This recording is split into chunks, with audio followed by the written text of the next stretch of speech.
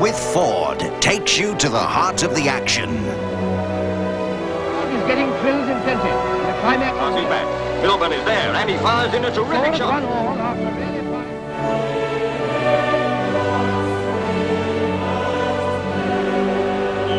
Well, it's a great day for the players and for football fans all around the globe. Cantona! But history has been made by Manchester United. Ford Cup Special.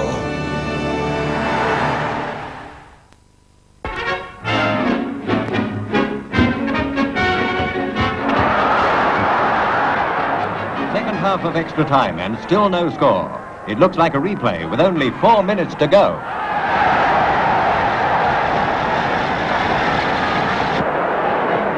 Now the ball is in the Burnley half. There's a goal mouth scramble for the ball. Duffy gets to it and slams it into the goal.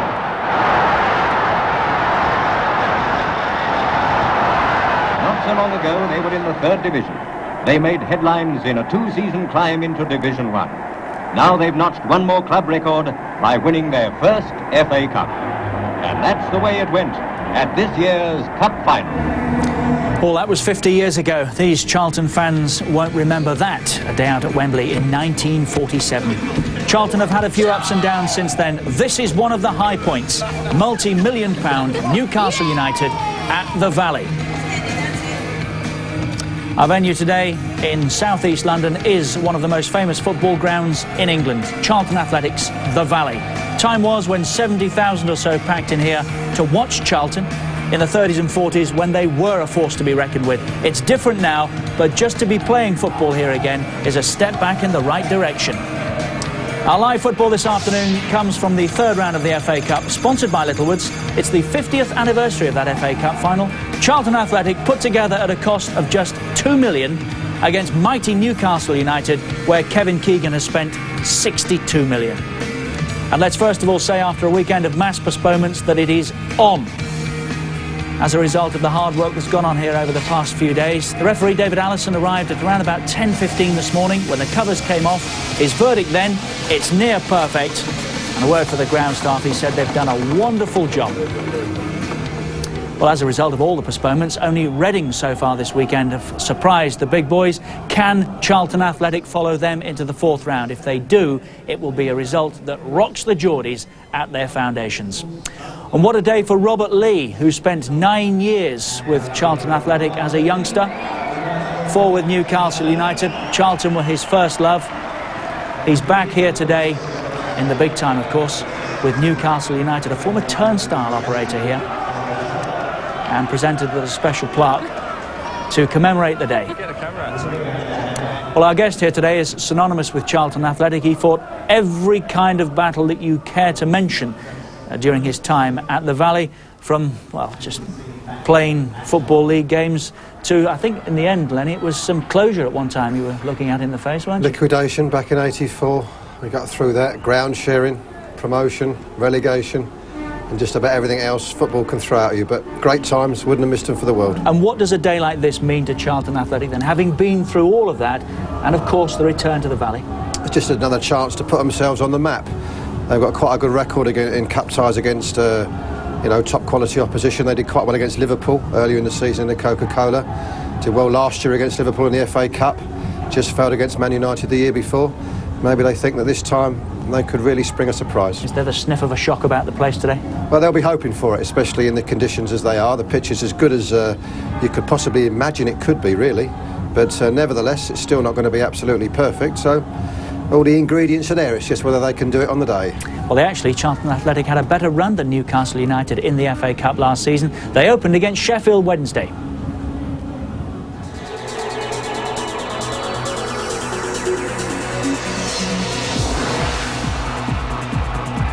Kim Grant got there first in a 2-0 win.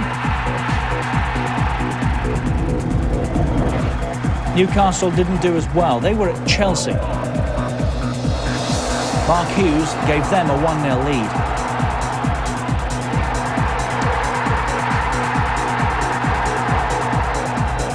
But deep into time added on, Ferdinand equalised. So it was back to St James's Park, where Philippe Albert scored first.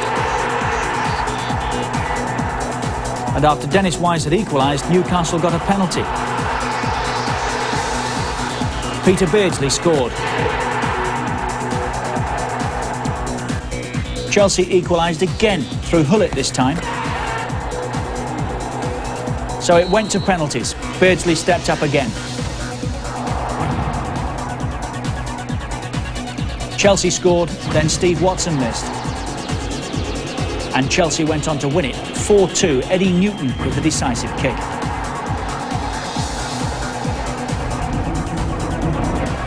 In the fourth round, Brentford came to the Valley. Lee Bowyer gave Charlton a 2-1 lead at half-time.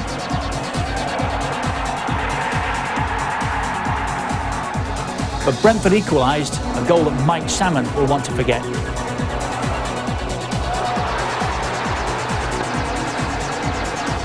Substitute David Whyte won it, giving Charlton a tie at Liverpool.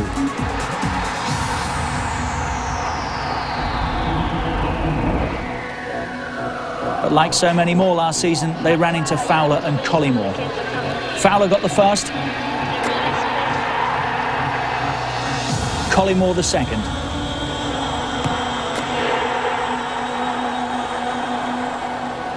But Kim Grant got a nice consolation. And today they get another chance of glory against one of the competition's favourites. It's Charlton against Newcastle, the Addicts against the Magpies. And if Charlton do win here, it'll be a real shocker for Newcastle United, who have got to deliver soon, presumably, Lennie. £62 million after Kevin Keegan started spending, and there hasn't been a trophy yet. It's time there was, isn't it? I think Kevin will be as well aware of that. I think they need to bring some silverware back to St James's Park this season, really. They've got several. They're still in the Premiership race, they're still in the UEFA Cup, and obviously they'll be hoping for a decent FA Cup run. They'll regard this as a banana skin, but perhaps one they should get through maybe after a replay. One of the papers reported today that he was even considering resigning prior to the game against Tottenham. Would you place much store by that? I wouldn't think so. I mean, managers at the top, especially people like Kevin, are under enormous pressure to deliver the goods, and I'm sure you get your ups and downs, but I couldn't really imagine him walking away from it, no.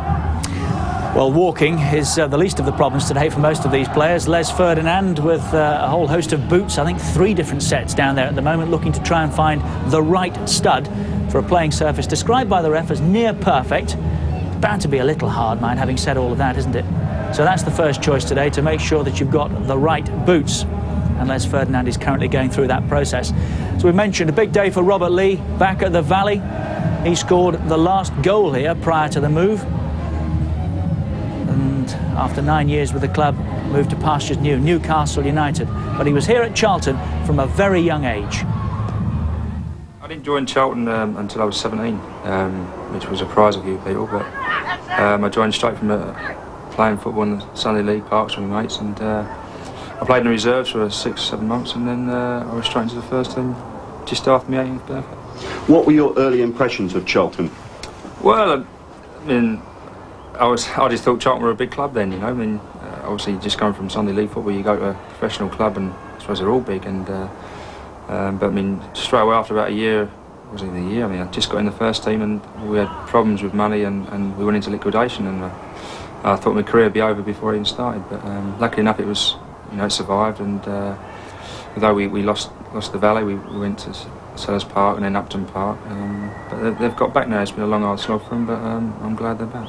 And your transfer helped finance the move back, I gather? So they say, yeah. We was at the time just before I left, we was very close to going back to the Valley. All the plans drawn up, and I think they were just a bit short on money. And yeah, I made it clear that perhaps I wanted to try something different after 9 years at one club, and they sold me. I think they got good money, and I'm very pleased with the way it's worked out, and I think Charlton are as well. So I think, you know, both parties are very happy. Now, your father, Reg, is a keen football fan who has followed Charlton. Will there be split loyalties on Sunday? Definitely not. No, he's a Newcastle fan now. I mean, he doesn't see any Charlton games.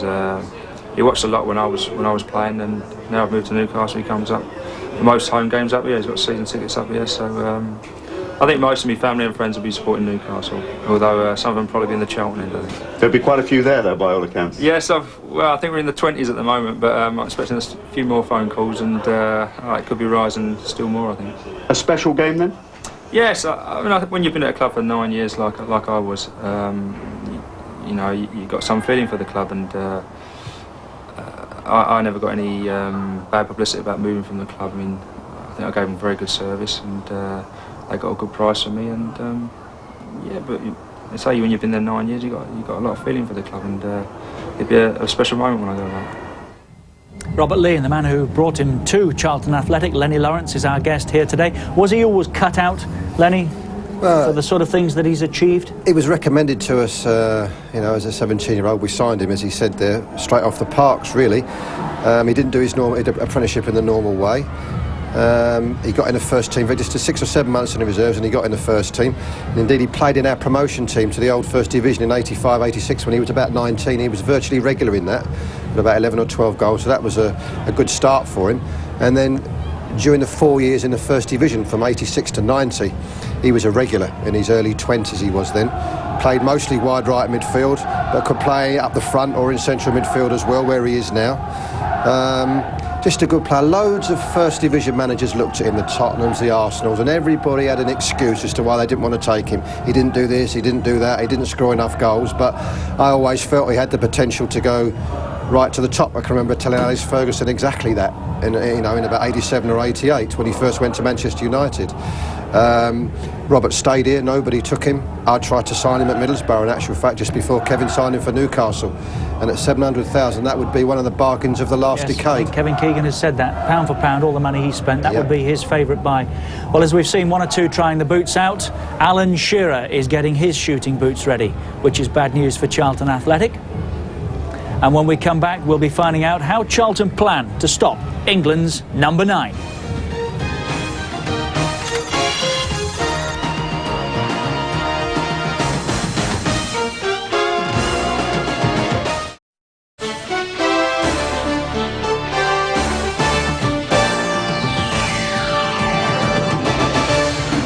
(6:30) tonight on Sky Sports 1. It's live basketball, the all-London showdown between the Leopards and the Towers, live from Wembley. Live from the Valley, which is great to say. Live from the Valley. Our third round FA Cup tie is Charlton Athletic against Newcastle United. Tsunami are here. These young boys will have had a long day. They left at 5 o'clock on the buses, travelling to the south. They're great as well. The Tsunami and Newcastle United at the Valley to play Charlton Athletic. Only 2 previous FA Cup meetings. The 47 semi-final at Ellen Road, which Charlton won 4-0, on the way to the final that we've seen. They beat Burnley 1-0 at Wembley. And the following season, Newcastle were here for a third round game, which Charlton won 2-1. The last meeting between the two was at St James's in March '93. Robert Lee was amongst the scorers for Newcastle in a 2-2 promotion season for Newcastle United, as it turned out. Our guest here today is Lennie Lawrence, manager of Luton these days, but as we mentioned once or twice, synonymous with Charlton Athletic.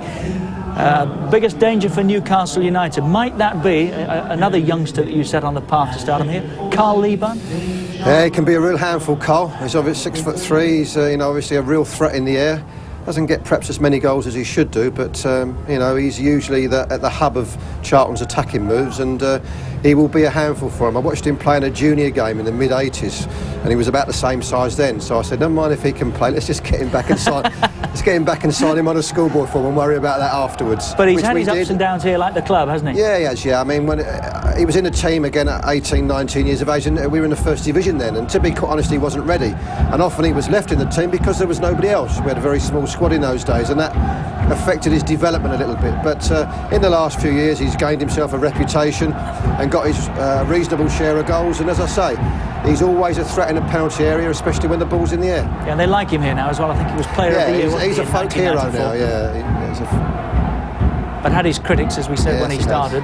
But he's battled through all of that, and good luck to him. Yep. 10 years at the club, that's good to see as well. Yeah, it is. Yeah, he has been here a long time. You wonder if he might have moved on once or twice in recent times, but he's still here and still an important part of the proceedings. That's Carl Leaburn of Charlton Athletic. They will look to him today as perhaps their best chance of beating Newcastle United. But everybody here is talking about Alan Shearer, Newcastle's number 9. How on earth do you set about stopping him? Stopped him twice before when he used to play for Blackburn, so can't see why we can't do it again. Pretty good at going wide. We have to get the fullbacks to watch him, pulls out wide and gets in good crosses. Get about a couple of defenders on him. Obviously we've got to just try and snuff him out, but obviously he's a great player. He's never scored against Charlton yet. We won up at Blackburn. I think it'd be a great day. It's brilliant to see Robert Lee back. Put some man marking on him, take him out of the game. He's never scored against us before. He ain't going to score today. I don't think you can man mark. They're such a great forward line. You mark Shearer and then there's someone else. It's just down to our defence. It hasn't been too solid this season. But hopefully today, if they can turn it on, they'll stop him, no problem. Basically, put bodies in between him and the goal. Obviously the top striker in the country, but I'm sure we can do a job on him. You can't just mark Shearer, can you? You've got to mark him. We've got our best way of beating Newcastle is attack him. I'm not sure there's any defence in the land that knows how to handle Alan Shearer on his day, but you never know. You've always got a chance. Hello? Shearer? Never heard of him, mate. Never heard of him. And hopefully it doesn't come back to haunt me at 3:15. It might. Alan who? What would you do then to stop Alan Shearer? I think their best bet is to kick the ball at the other end and make sure they're attacking and pushing Newcastle back and keep the ball away from him. But, you know, he's obviously a great player. I remember at Middlesbrough once we beat Blackburn 3-2 when he was in the side, and I just said to defence, you know, he needs to be very tightly marked, you know, in and around the box, and you've got to match him physically as well because he's strong and he's determined and he's aggressive. And, you know, just hope that it's your day. And if it is, there's also Les Ferdinand to think about, of course, and Robert Lee and Peter Beardsley and Philippe Albert, and so it goes on. It's quite a day for Charlton, isn't it? It is. It's a great day, and they've got nothing to lose, really, because, you know, I mean, most people will favour Newcastle. The conditions might be a little bit of a leveller, but the pitch doesn't look too bad. But as I say, when you've got nothing to lose, you know, the pressure's off, and it's just a question of Charlton going out and doing themselves justice, really. Thoroughly looking forward to this. Charlton Athletic against Newcastle United in the third round of the FA Cup. Just the one major shock so far. As we mentioned, Reading beating Southampton yesterday. Can Charlton follow this?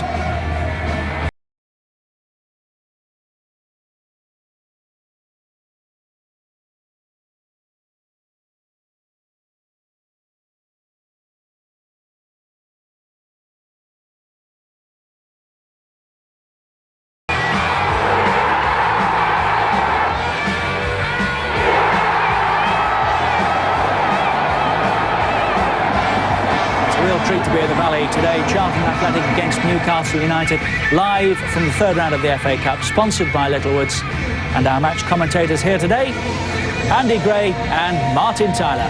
Well, you're talking about famous number 9s, Richard. I just wondered, Andy, what your memories of the Valley as a famous number 9 of your time? I have memories of being here at Wolves, Martin, in about the 82-83 season. We actually clinched promotion here. 3-3 draw. I tell you what, if it's as exciting as that game was, I'll be well happy. But yes, I have played here, but I don't remember it because, as you might have guessed, I didn't score. And you got Wolves up and then went off to Everton, left them in the lurch. That was it. Right, the team news for you. And this big challenge for Charlton has been made tougher by the absence of several senior players, notably first-choice goalkeeper Mike Salmon, Welsh international John Robinson and striker Bradley Allen.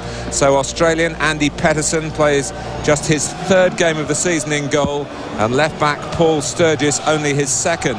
Mark Robson comes in for Robinson, and only he, briefly with West Ham, and Anthony Barness with Chelsea, have played in the Premier League. Well, the one big question that you have to feel about this side is if the back four play well and keep a tight rein on Shearer and Ferdinand, that's got to happen. If it doesn't, well, they're up against it. But ahead of that, Alan Cubbersley does try to get his team to play football. Wide on the right, they've got Sean Newton. Now, he is tricky, he will stay wide. But look for on the other side, Mark Robson, not being restricted to just playing left side, but coming in, maybe joining up with the front two, getting in tandem with Leaburn and Whyte. But a big onus on those two to provide some sort of goal today for Charlton. Well, Newcastle keep the side that put 5 of the 7 past Spurs and then continued in similar vein against Leeds. Keith Gillespie's claims for a recall ended when he went down with flu. Ginola and Asprilla also left at home recuperating from their recent injuries. Strange to see a Newcastle United side without a wide player, but that's exactly what we have. Peter Beardsley will be given the job I think he likes best, just playing short of the front man or the front two. In this case it is the front two. David Batty will have the holding job in midfield. It'll almost be a diamond shape with Clark and Lee. I think both will have access to go forward, but then again I think when they lose the ball, Clark and Lee will have to drop off particularly and help the back four. Well, Charlton have been back over 4 years now. Their return to the Valley, one of the romantic tales of football in recent times. The fans itching in exile for more than 7 years. They even formed their own political party to earn some significant influence on the local council. The Valley, derelict in the late 80s, now spick and span and looking for extra funds from the National Lottery, maybe from the Millennium Fund, because they are in the borough of Greenwich, for further development to bring the capacity from the current 15,000 to a nice round 20,000, which is probably sufficient for their needs. Looking nice and tidy now, Mark. Looks really nice. But may we add our praise to the ground staff here, the loyal team under head groundsman Colin Powell, who used to play for Charlton and has prepared a surface that he would be happy to perform on in his heyday, and I'm sure should hold no terrors for Newcastle United in that respect. If Charlton are going to win the game today, they're not going to get any extra help, you feel, from the elements. I was just thinking that. They haven't done themselves any favours, have they? They do their best to prepare a really good surface for these players in black and white that are going to come out, and I think enjoy it. Well, you saw Peter Beardsley as Newcastle's captain today. The offer was made to Rob Lee to lead the side, but maybe mindful of what happened when Alan Shearer took the captain's armband at Blackburn recently.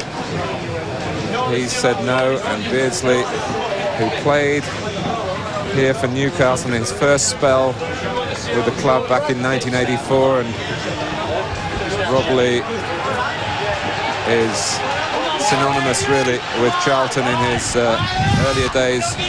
9 years with the club, and then was sold to help fund the return to the Valley. So a sentimental day for him, a very popular player, but he knows it's a cup tie with all the classic ingredients.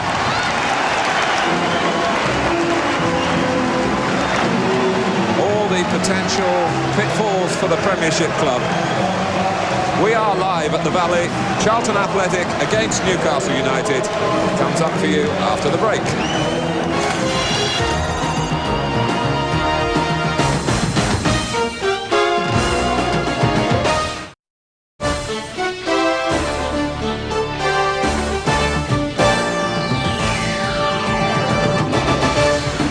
Live on Sky Sports 2 tonight at 5:30, the final of the WDC World Darts Championship. Phil Taylor against Dennis Priestley. Right now it's live FA Cup third round football, Charlton Athletic against Newcastle United. And our match commentators at the Valley, Andy Gray and Martin Tyler. Thank you, Richard. The pitch passed fit, not a difficult decision for David Allison, who's in his 17th and final season on the refereeing list.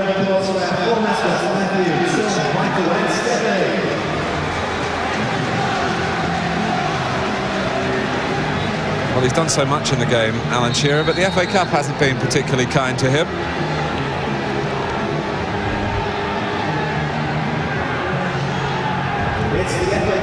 It's the 50th year since Charlton's only FA Cup triumph. Plans already afoot for an anniversary dinner, and Newcastle were the side they beat in the semi-final all those years ago. A couple of survivors from that team expected here amongst the crowd of 15,000.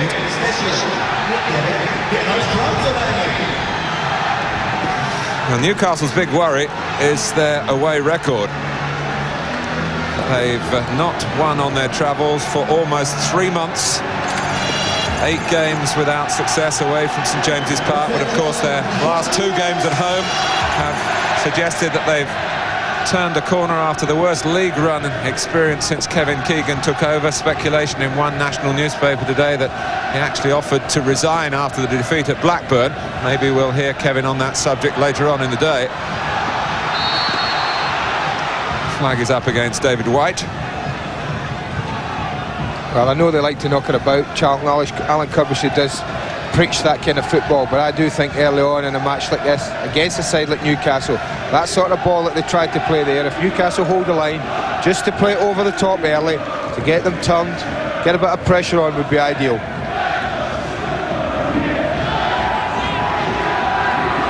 Leaburn to Peacock stooping in. Hislop, who was recalled after Pavel Cernicek's blunder at Blackburn. O'Connell, who's the 4th different captain that Charlton have had this season. No sooner do they inherit the armband than they get injured. So he'll be slightly concerned in that respect. Well, Newcastle are exactly as we thought, Mark. Peter Beardsley just playing that little hole between Shearer and Ferdinand in the midfield three. Albert struggling. Leaburn. Peacock a bit nervous. Not so Watson. Hislop having to kick a ball that bounced up. And kicking it well. Well, Leaburn had a little more time than he realised. Albert was really struggling with the clearing header. And as it dropped, I thought, go on, take it on your chest. But he looked to knock it forward with his head. You watch as it dropped. He's really struggling, Albert, with the header here. Now, just take it down and try and produce something, but he opted just to knock it in. Well, Charlton only 14th in Division 1, but the feeling is that they are better than that. They got to the playoffs last season. This season has been very injury hit, and that theme has been continued, unfortunately, for Alan Kirbishley and his staff into picking a team for today's game. They played here on New Year's Day. They collected more injuries then. But it's a common lament for managers at this very hectic time of the season. Albert. Shearer. Tucked wide by Clark for Watson to try and get some aerial service to Shearer and Ferdinand. Batty.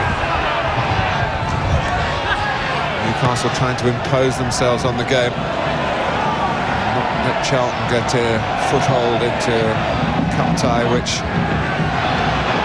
has got everyone interested here. A lot of old players have come back to support the club. Derek Hale's a great goal scorer. I was chatting to him a couple of hours before the kick-off. He's here. Peter Beardsley will remember him. He was quick there, Beardsley, Mark, honestly. Richard Rufus tried to play a square little pass at the edge of the 18-yard box. You might normally get away with that in the first division. You don't when people like Peter Beardsley are within 10, 15 yards of you.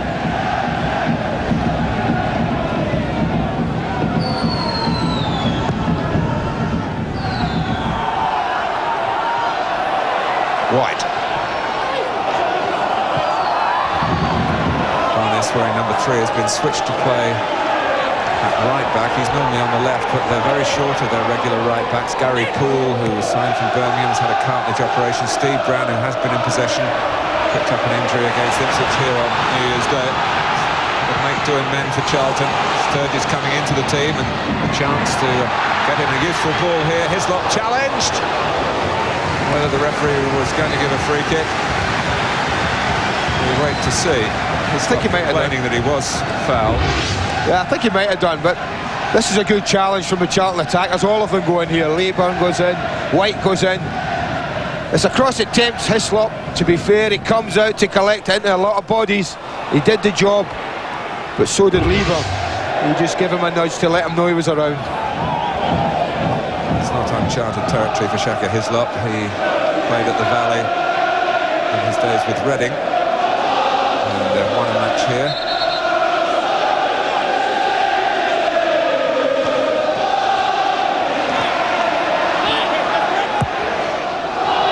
Clark. Now Batty coming to his face for Watson because Robson just tucked in, trying to help out more centrally, but he's back to check Watson's progress now. O'Connell. Nicely done. Past Beardsley. Barness, who was also sold by Charlton along with Rob Lee at the same time back in 1992 to fund the money needed to get the Valley ready for league football again. Barness had 4 years with Chelsea and was brought back for half the price at the start of this season. Shearer It's looped up and comfortable for Petterson. Well, they should have come wide, Martin. Lee Clark made a great run on the outside of Alan Shearer, and it was an easy ball just to play it into him. As it comes across here, Lee Clark comes bombing down the outside.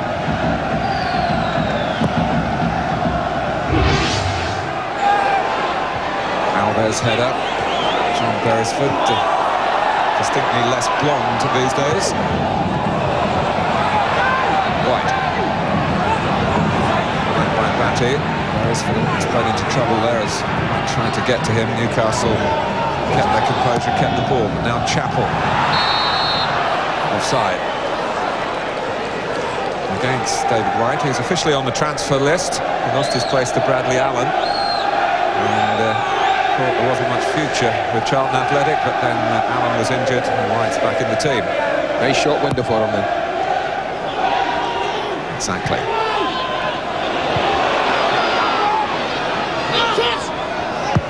Shearer. And there's a pass on for Beardsley, couldn't quite produce it. Wasn't far away. Good run by Beardsley. Shearer spotted it really well. Another little diagonal pass. Petterson's kick was not a good one. Ferdinand got to it, but then Chapple was able to take it away from Beardsley. Albert. Awkward for Sturgess. There's another who feels his future might be away from Charlton because he hasn't been in the team. Again, a chance to show what he's capable of against good company here in the third round of the FA Cup. Certainly looked like that hit David Batty square in the chest. He wasn't best pleased. The referee didn't give the decision, the linesman did on this near side. It was almost driven into David Batty. I thought on the chest. So did he.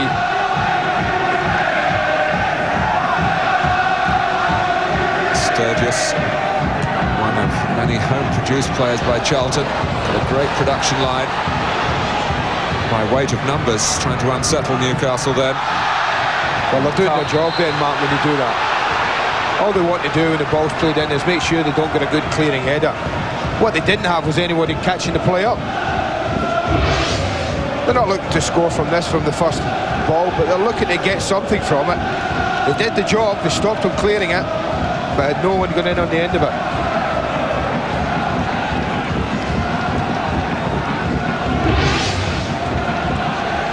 Well, over the last 3 seasons, Charlton had a couple of Premiership scalps. Sheffield Wednesday lost here a year ago. So foul by Clark on Chapple, and coming back a couple of years before that, it was Blackburn who got a goalless draw here. They shut out Shearer and then went up to Ewood Park and shut him out again, and Blackburn won by Charlton won by a 0-0. Well, Newcastle know they've got to work very hard, Martin, to get a result. But Kevin will have said to his lads, listen, it's a day for nothing else. I'm coming down here, getting the job done, and back up to the North East, see how we face next round. That's always what you want if you're a Premiership side coming down to a lower league. Barness, no offside this time. Peacock's header seized on by Sean Newton. There's a chance for Charlton here for Whyte. Well, I think he hit Peacock with it. Don't think he knew an awful lot about it, Dan Peacock, but he did his job. Whyte looked to side foot this, whether he'd been better opted for power. But John Beresford's been caught way up the pitch in the attack. And look at that huge gap. But then he hit off Peacock, he didn't know a lot about it. Corner taken by Robson. Chapple's a threat here, but it's just too high for him. Ferdinand behind to head it away. Barness. Beresford seeing space on the Newcastle right, also spotted by Clark. Gonna wait for help to come at close order. Peacock. Now Watson.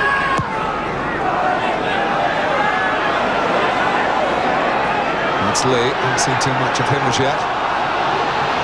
Beardsley taking on Barness. And it flew tantalisingly for Newcastle, drifting across the face of Petterson's goal. Well, the first bit he did beautifully, Peter Beardsley. Just dragged it to create the half a yard. He's only looking for half a yard here to get the cross in. That's it, he's created it. The only thing he did wrong, a little bit too much weight in it.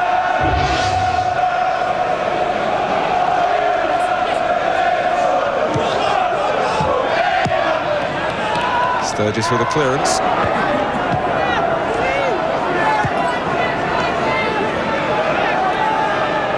Beresford. Shearer heads on. Awkward for Chapple, and that's Lee, hoping it would drop. It didn't quickly enough. Well, it's the first time they've really caught up the play, kept something at the edge of the box. Makes a lot of ground. Robert Lee to this ball. You see what he's trying to do. He spots the goalkeeper just off his line. It was never really troubling him, I didn't feel. Perhaps a little bit more power, less height, and he might well have troubled him. He was looking with great anticipation, wasn't he, Rob Lee, when he made contact? Well, that's the kind of run that they'd remember him making down here.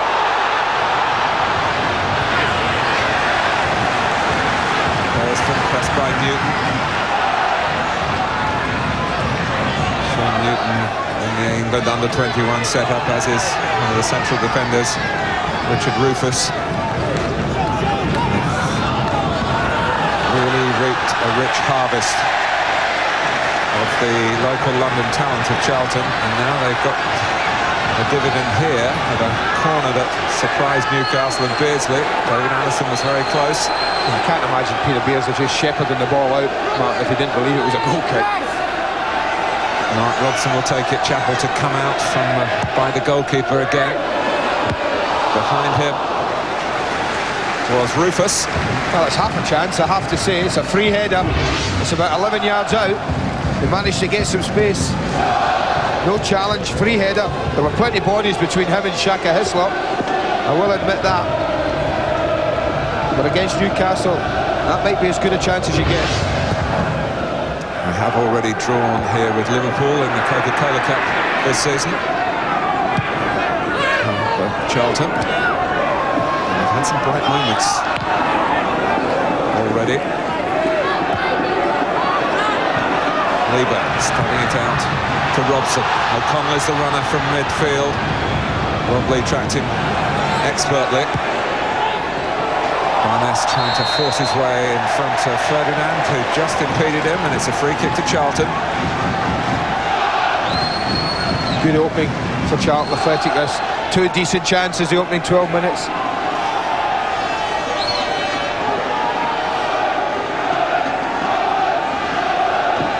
Chapple is upfield again.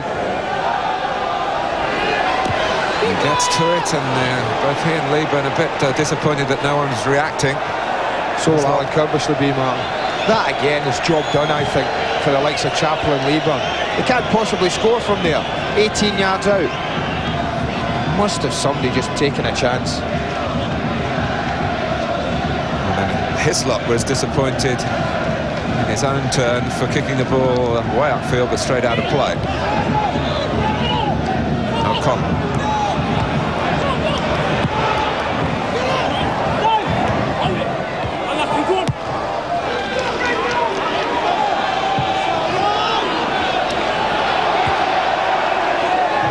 Peacock. Shearer just getting caught up in piece of play when the ball was hoisted high and not dealt with much class and culture. It's at ground level now with Mark Robson. And there's Lee. Oh, wow. That's amazing. Rob Lee back in his own goal area, trying to clear, and he drilled it against David Whyte. It could have so easily have flown in. Right, he gets away with it, doesn't he? That was lovely football from Charlton. Robert Lee does this part very well. Instead of looking for Rose Ed, he turns the other way. Oh, blimey, on target, that's in. It just went so quick, Hislop wouldn't have the chance of moving for it. But the best piece of football on the match from the home side there. Do you count that as an attempt on goal? Here's Batty. Yeah, but for who?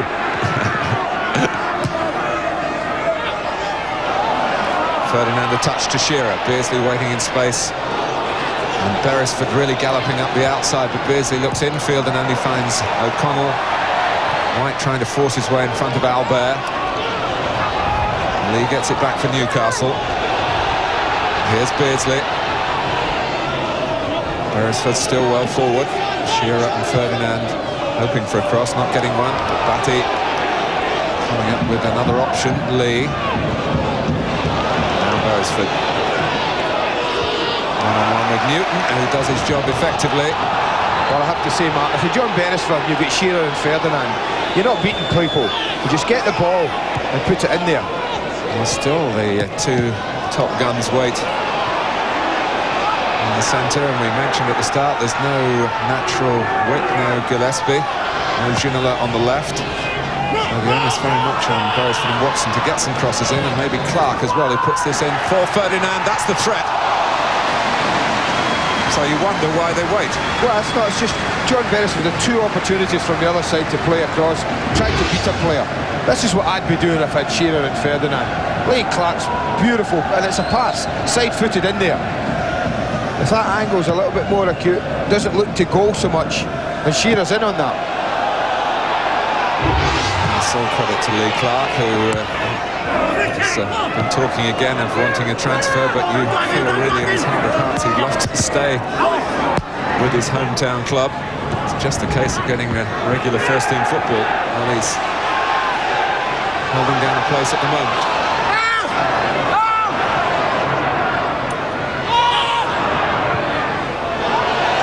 Up goes Ferdinand! Well, twice in a minute. If we need any more encouragement, that's it. It must surely be put the ball in, put it on Ferdinand. He looks to have the beating of him. He's head and shoulders above everyone. But just like the last attempt, the head is not timed well enough. It's just a little bit of a head of the ball. Didn't get the power he was required. Yes, and at the back post, he isolated Anthony Barness. Charlton might want to get one of the central defenders on him in that position if they can. But let's face it, he beat many opponents in the air. Here's Lee. It's been a very pacey opening to this third round FA Cup tie. Charlton played their part.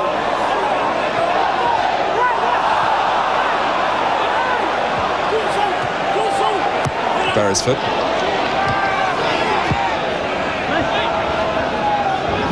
Now Batty, now Lee.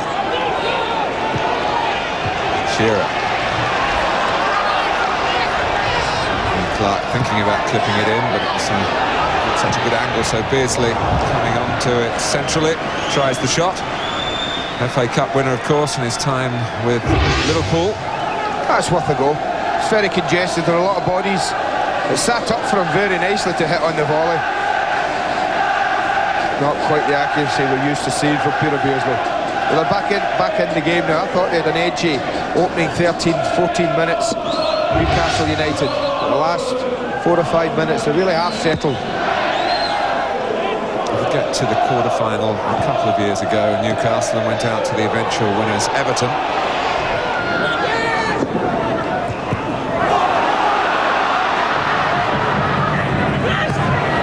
Leaburn, neatly done to Robson.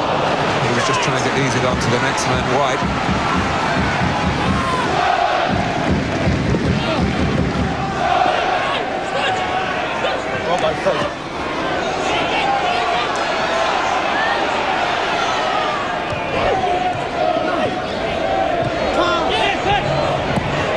That's Kinsella going in.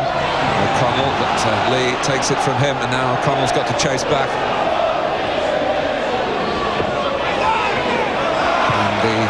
Was allowed really by Lee, who thought, I think, that he teased O'Connell into a challenge that wasn't going to make contact with the ball, but in fact it did. He just helped it on. Shearer's just been telling them that. Here is Shearer.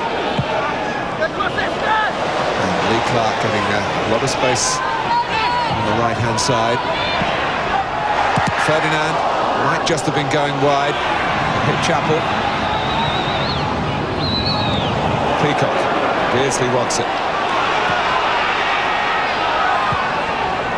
Clark has been crossing the ball so well, suddenly played a terrible one with his left foot. And Leaburn, who took the ball well, but then was trying to stretch away and was hoping for a free kick, having lost it.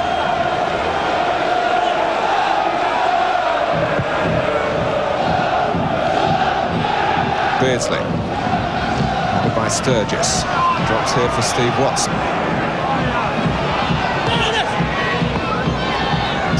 team put together for around £1 million. The Newcastle 11 on view today for about 35 times that amount. Beardsley. And Robley! Well, the headline writers were getting ready. Great ball from Beardsley. Everyone might have been thinking he was going to go wide here. Continue to move to the right as we look at it. But watch that for a ball. Went through to the double nutmegs. I have to say, to be fair to Andy Petterson, he did well as a goalkeeper. Robert Lee would have known he was on his way. He was very close to him. Got down well. Watch how quickly the goalkeeper's out, how close he got to Lee. Made him hurry his shot a little. Well, his last goal at the Valley was the last goal that Charlton scored in their first and long spell, of course, before they went off to their 7-year exile.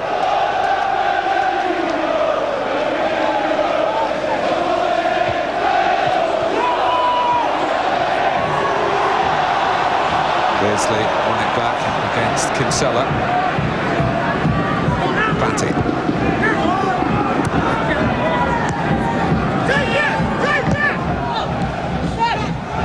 Here's Clark. It's been a good spell from Newcastle. Can they crown it with a goal? Watson.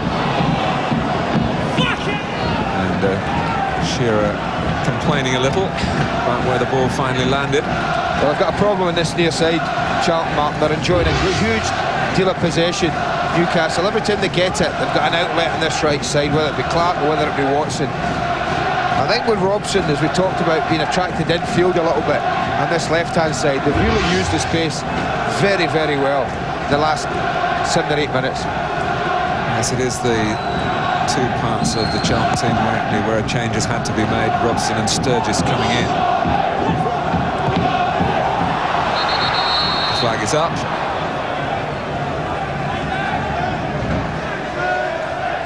Charlton, the only club to win the FA Cup, having lost a match along the way. It's a freak caused by a change in regulations the first year after the Second World War, when the ties were played on a home and away basis. Charlton actually lost a leg to Fulham, but won on aggregate and went on to get to the final.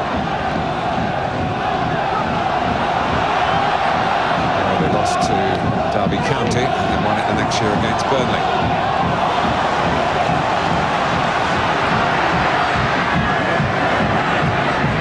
Sturgess. Now Robson. Whyte getting across in front of Peacock.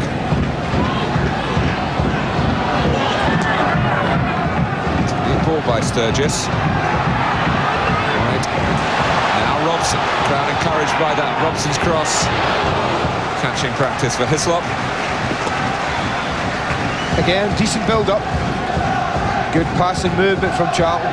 Not just looking to blast it forward, but looking to feed it into strikers. Get people running off them.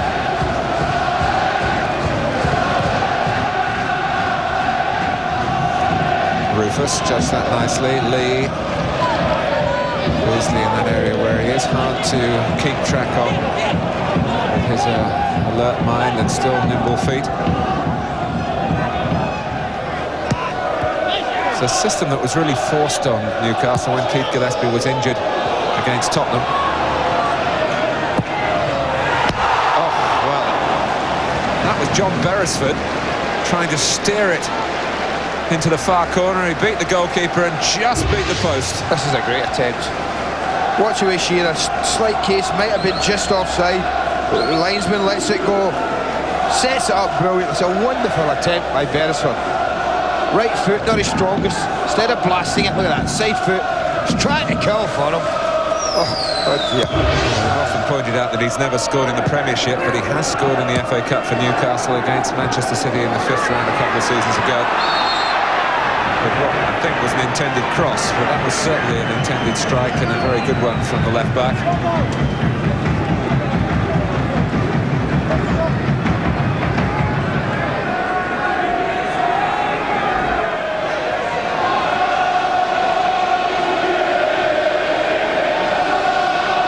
Short from Sturgess to Robson. Chapple pulling away, and Hislop strong enough that when the ball bounced down, he didn't lose his footing, and he was first to it. Phil Chapple jogs back. Yeah, a little bit too much height in this attempts. Shaka Hislop.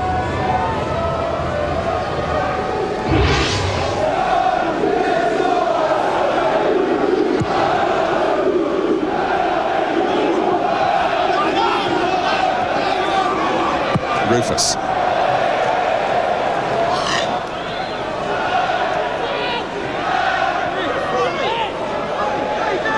Richard Rufus actually captaining the under-21s last season. His work this season has been interrupted by a cartilage operation. And leaves this one to Chapple, senior partner in terms of years at the back. And Chapple was in John Beck's Cambridge United team that had a couple of good cup runs to the quarter-finals a few years back. Now to play on the far side. It's been hard work for the likes of Barness at the back. Newcastle looking to show what one should expect from a multi-million pound Premiership outfit. Haven't got an opening goal yet at the Valley.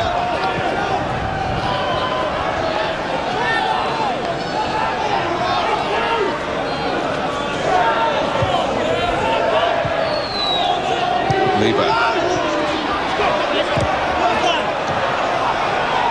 Complaining that he was bumped in the back by Albert initially, but it's Newcastle's throw. Watson. Clark's gone to the right. Position that he's found himself in on plenty of occasions. Batty.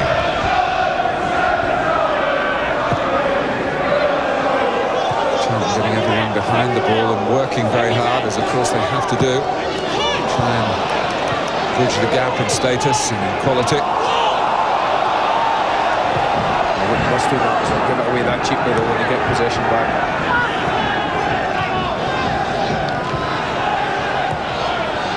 Beresford. Now Beardsley. Bounced up and hit Barness.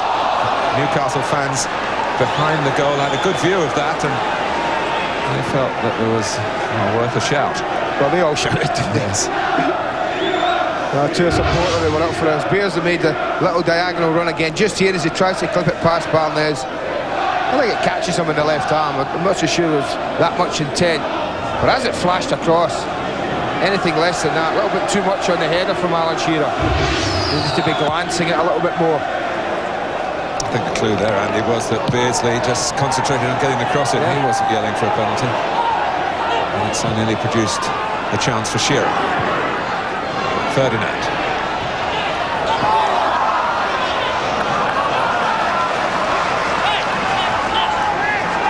Newcastle scored 54 goals this season, but only 13 of them have come in away matches.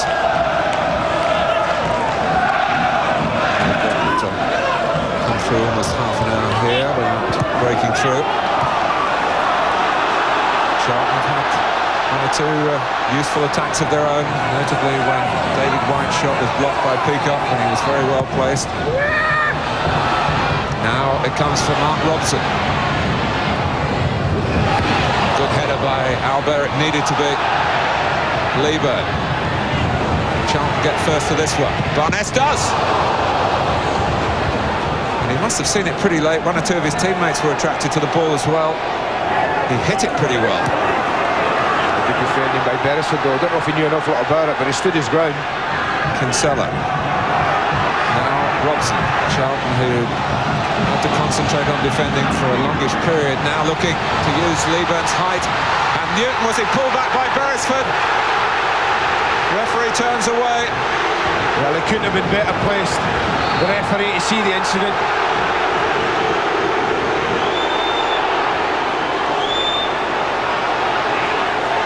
Well, then Newcastle got a free kick, took it quickly.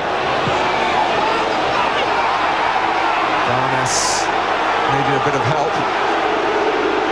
Charlton fans still feeling very deprived. Charlton players having to concentrate, as I'm sure they feel deprived as well. David Allison said no penalty. I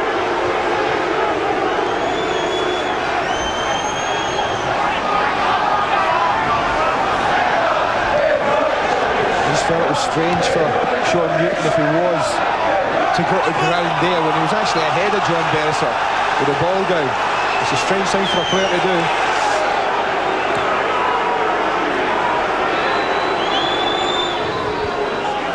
Well, we can have another look at it here, Martin. The ref was in a really good position to see this, but again, as it dropped down, he got away from it a little there. Now he's ahead. Well, he does just pull back at the left arm. I think what probably went against Newton was that he made sure that he went to ground. And, but there's definitely contact. There you see it there. Petterson definitely pulls him. Got away with it, John Beresford. The expression on Alan Kirbishley's face saying it all from the Charlton point of view.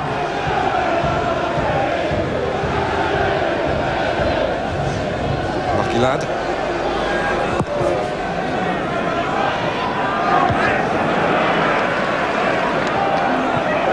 It's incidents like that that get the teams from the lower leagues always saying the big decisions go against them when the big games come around.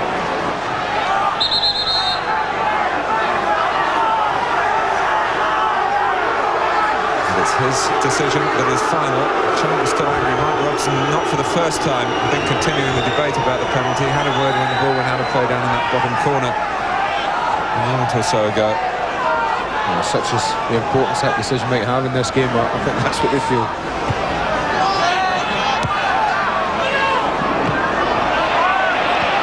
Nicely done by Batty. Shearer looking for Lee. He's going to get another chance, and he's scuffed it in. So Rob Lee has come back to the Valley and given Newcastle United the lead. It's no surprise to me it originates from a cross ball. They've looked a threat every time they've got the ball from right to left. It's Shearer this time who wins it. Lee gets a little bit lucky first time, a little bit lucky second, because he doesn't quite hit that well. But if you're going to miss-hit them, then miss-hit them into the corner.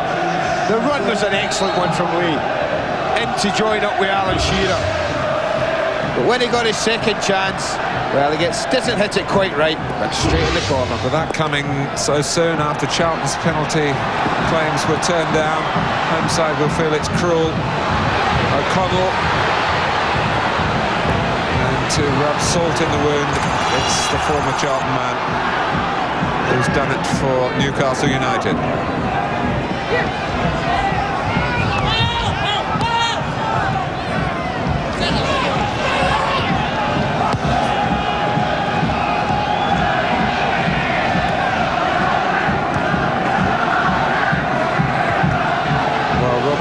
Who's worked very hard over the last year or so for the good of the team, and it's taken him away often from goal-scoring situations because of the needs of other players that Kevin Keegan has selected. But this system, as shown when he got 2 goals in the second half against Spurs, he's offside here against Shearer, might just suit him. He's got another one to take his season's tally to 4. Yeah, I always felt, particularly when David Batty was outside as well, Martin, and played with 2 wingers, that his job was a disciplined one. But nothing like that today. He's been given licence to get forward. He's got forward at every single opportunity to join Shearer, Ferdinand, get ahead of Beardsley. He's really been a constant threat. What a big couple of minutes that's been in this match. A disallowed penalty and then almost immediately up the park and lose a goal. Sturgess.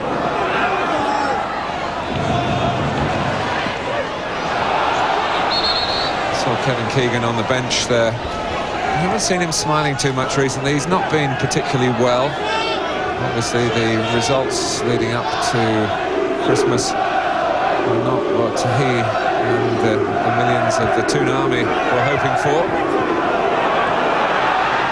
But they're in good shape here, and Shearer going for goal when he was pretty central and he expected to shoot. Andy's just pointing out to Peter Beardsley was on the left and unmarked, but I think if you were in this position in your pomp, you'd have had a shot. Nothing entered his head other than hitting that. I think that's fair. He scored as many goals as he had. I don't think there's many in black and white shirts would argue with him. And Peter Beardsley wasn't arguing with him. But he was free, and Shearer looked to the left. But there's been enough in this first half, Mark, for Charlton not to be too dispirited. Although Newcastle enjoyed a healthy chunk of possession, when Charlton have managed to get the ball into the attacking third, Newcastle haven't been, well, they haven't been watertight in my opinion. They've looked a little bit creaky at times.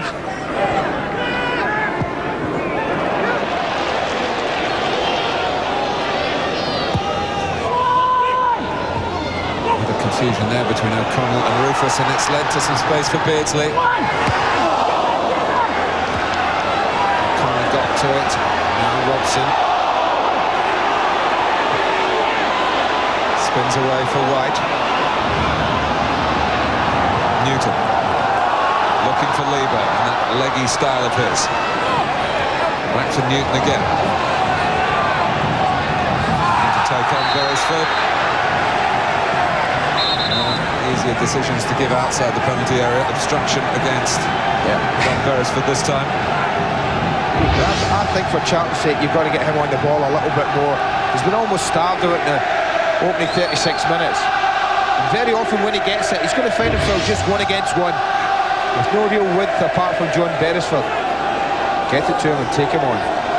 Robson takes the free kick. Just asked too much of Chapple. Well, looking ahead for you on Sky Sports on Wednesday night on Sky Sports 3, where Newcastle went out of the Coca-Cola Cup at the Riverside Stadium, Middlesbrough against Liverpool. Certainly the tie of the 5th round of that competition. You'll see it live on Sky Sports 3.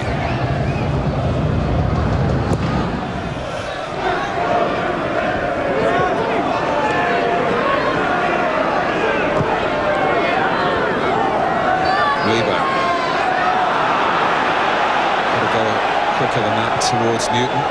It's gone quickly through for Shearer. It's going to be 2 for Newcastle, is it? No. And Petterson applauding the work of Rufus. I think Shearer felt that he was caught unfairly. Great running, great ball, but also very good defending, Martin. Rufus managed to get back. You thought, no, Shearer's going to score. I think the thing that gave the young centre-back his opportunity was the fact that Shearer opened his body to take it with his right foot, rather than just closing Rufus off and hitting it with his left.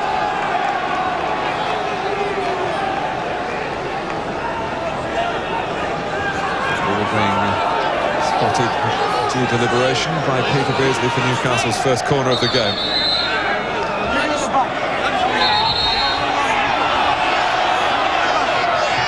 Short to Clark.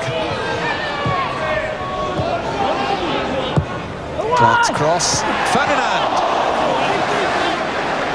Threat after threat, aren't they? Any time they've tossed the ball in, and I don't just mean aimlessly, but put a ball in an area with the front two to attack, well, they've invariably won it. Again, Ferdinand wins it, but doesn't get enough. But this is the goal. Lovely ball in. Lees runs a super one. Shearer drops it beautifully. That's when he got his little bit of luck. And that's when he got his moment of joy. And the Lee clan, who are here in force, got their joy as well.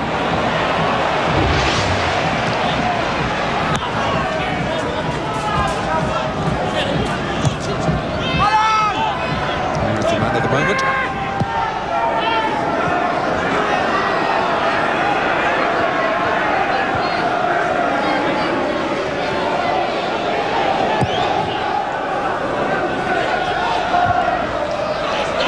Sturgess.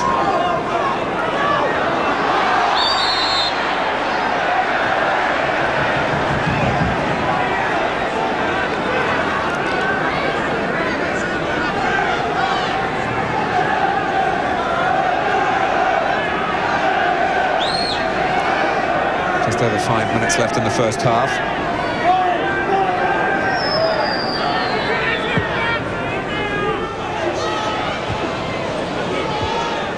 Kinsella heading it forward. Lee leading the way out for Newcastle. I think Keegan making the point in our build-up to this match that the Poor form away from home has to be addressed. Shearer. Big slice in the end. Lovely build-up play. That was super movement. Robert Lee again involved right at the heart of it. Made a great run. Watch this for a pass from Beardsley to Lee. A little crossover from Shearer. Really opened them up really well. Lovely football. Come on, Alan. Our Charlton is bogey team. After what happened in that cup tie with Blackburn, it went to 2 games. I'll let you say that. Yes, I would believe you'll probably end up with a hat-trick. It was only a question, Andy. Oh, good.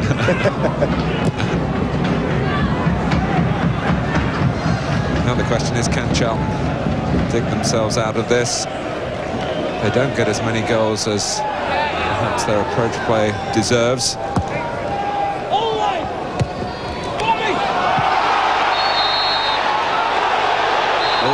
Ferdinand's not allowed to do that. That's stupid. That's going to be a yellow card for disputing the decision which is given against him. Well, I'm not so sure why on earth the decision was given against Les Ferdinand. I didn't think he did anything wrong at all. Until that. Yeah. And again, it's easy to be critical in the heat of the moment. One would never want football to be an unemotional game. Of course, penalty points. Rob Lee's got a suspension coming up.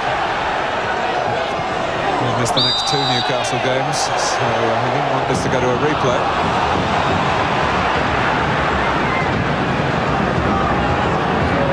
Shearer, Beardsley.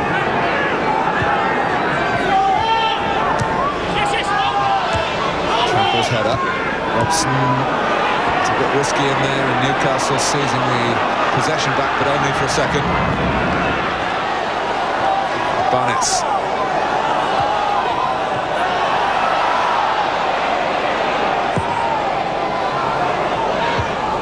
Straight forward for Albert.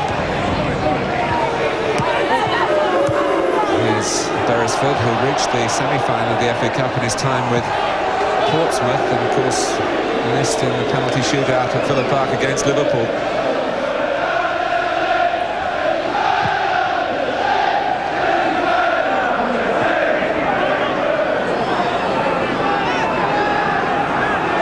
Batty.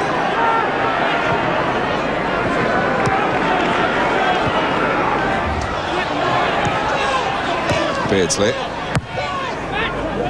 Second goal now for Newcastle, and they could really approach the second half with a certain amount of comfort. Whyte. Now Ferdinand chasing back.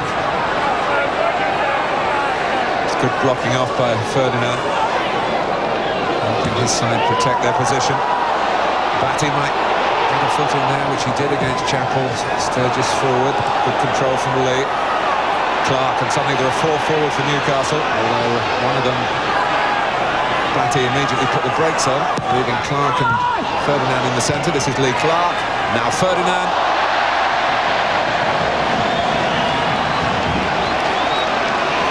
Well, we talked about them not managing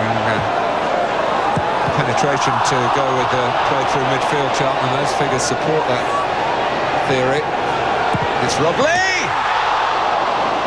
He's hit the post. He's hit the post. He's had an unbelievable 44 minutes, 30 seconds in this match, Mark. He's been the shining light of the afternoon so far. He's been behind everything good that's been in the game. That's a magnificent effort. Beats Petterson, but doesn't beat the post. Wonderful run. Look at that. Great balance. Great shot.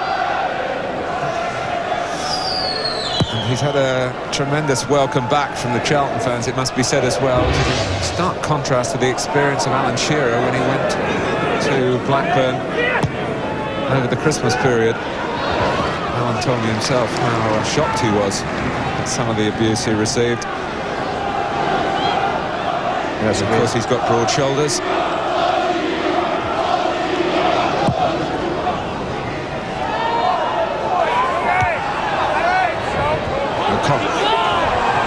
Newton has had 1 or 2 good moments in the first half, and here's another one. Can he find O'Connell? He was just waiting there, the captain, for the ball to be cut back. Instead, he was trying to really steer it into an area where Hislop was always favourite to get it. I think you're right. This is just wrong choice. He's got options on. Sean Newton when he comes in. That was a more difficult one. But you can see the skipper coming in. He's just crossed the 18-yard line. He's level with the penalty spot. Totally open, totally ignored. Well, it's been a lively first half on a well-prepared pitch and two main incidents. Should Charlton have had a penalty, they were absolutely certain that John Beresford should have been penalised there, epitomised by Alan Kirbishley's reaction, not given. And then Rob Lee, of all people, giving Newcastle United the lead. Newcastle have played well, but Charlton have stuck at it, and at half-time it's Charlton 0, Newcastle United 1.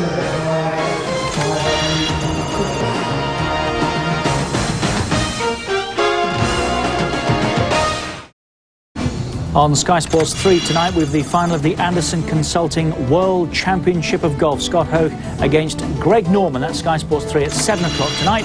Right now it's the Valley. Charlton against Newcastle. FA Cup third round. Charlton trailing by 1-0. They could do with a scorer like him right now, the unmistakable Derek Hales. Anything that's changed is the colour of the hair. Still got a big moustache.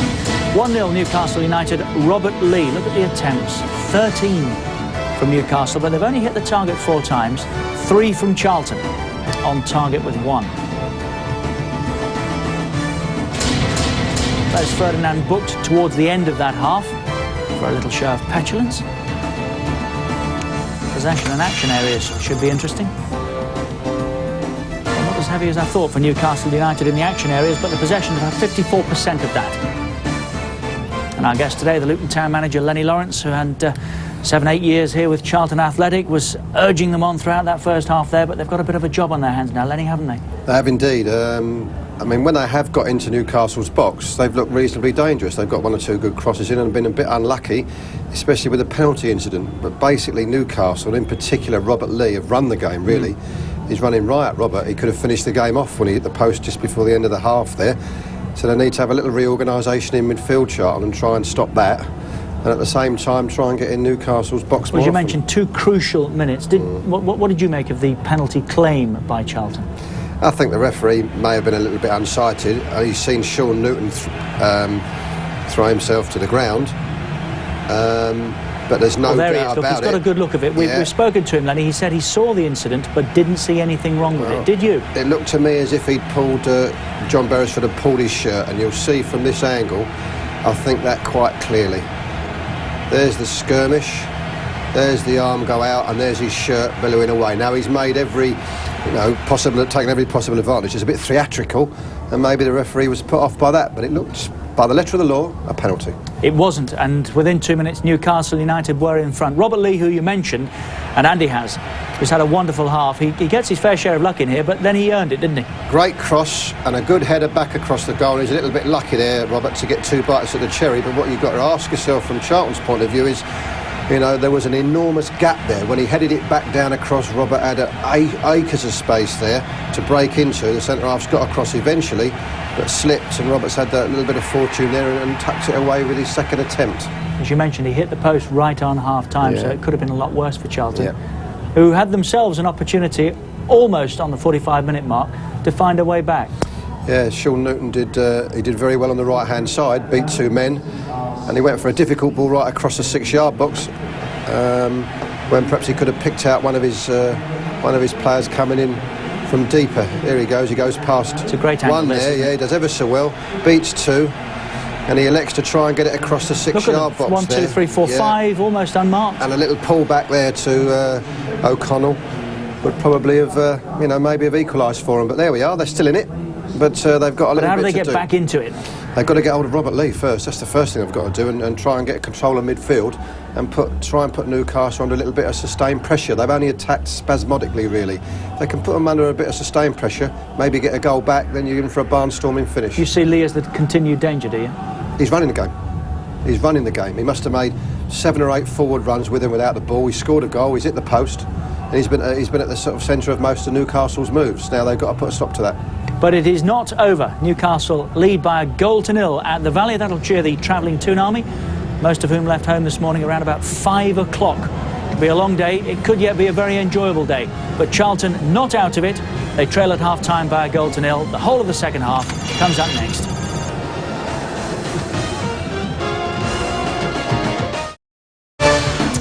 Tonight at 11:30 on Sky Sports 1, Spanish football, Deportivo against Barcelona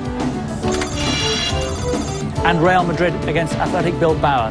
Doubleheader tonight at 11:30 on Sky Sports 1. Right now it's the Valley, third round of the FA Cup, sponsored by Littlewoods.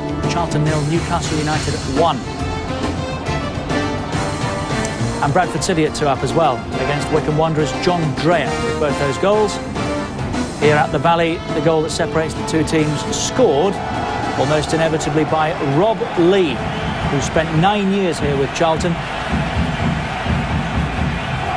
That goal gives Newcastle United the advantage at the moment. And they're back. So to Randy Gray and Martin Tyler. Thank you, Richard. The team's out of their porter cabins. Those instructions there are to go down with the new development of the West Stand on that side of the ground for proper permanent dressing rooms, but they're well appointed. What the Newcastle players have had to deal with today hasn't unsettled them, although Charlton, Andy, I think we both feel have acquitted themselves well, and with just a little bit more thrust could still get back into it. I don't think they're out of it. I've always said that at 1-0 in a football match these days, man, particularly in the cup tie. It's very important, though, they don't concede an early goal in the second half. That would be a mountain for them to climb. We've been going on about Newcastle's poor away record, but Charlton have won only 1 of the last 6 they played at the Valley.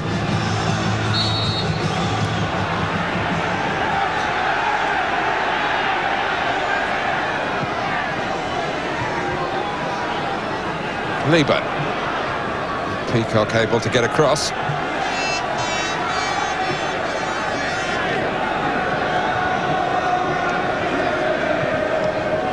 Half the job done for Newcastle United. But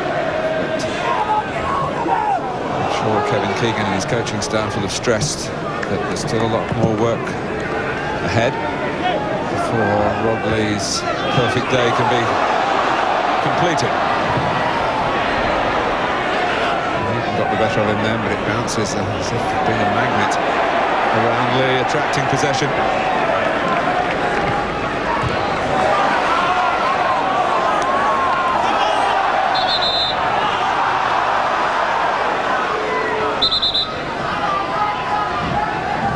Alan Kirbysley does like to play with 2 wide men. As we said at the start, one of them, Welsh international John Robson, out with a hamstring strain. Sean Newton on the right-hand side giving width to Charlton's play when they do look in his direction. Here's Leaburn.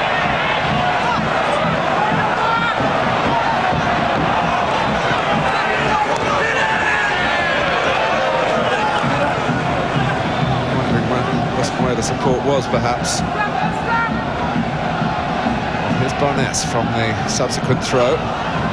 Leaburn manufactured something there quite cleverly. The ball flew at him, head height, and he somehow cushioned it, stretched out one of those telescopic legs and got it into an area that caused Newcastle some concern.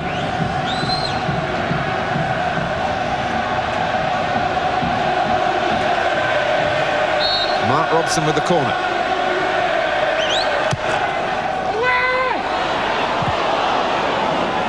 Shearer got a boot to it. Trick from Robson. Couldn't quite make enough space to get the cross in. He's got another corner, which goes into the feet of Barness. Charlton really didn't make the most of that. Newton certainly made the most of his challenge on Beardsley. Newton again. That's a good start, Mark. That's exactly what Alan Kirbysley would have wanted. A positive, confident start.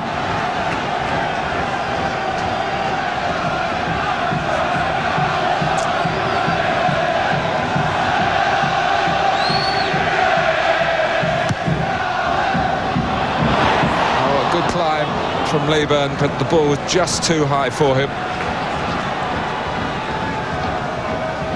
Well, he got in front of Dan Peacock. You see, he's in between players, but even with his height, couldn't get above the ball and get it down. Let's have a word from Nick Collins. Well, Alan, just briefly, how do you get back into this game, do you think? Well, I think that, you know, obviously they've come into it in the first half after our early pressure.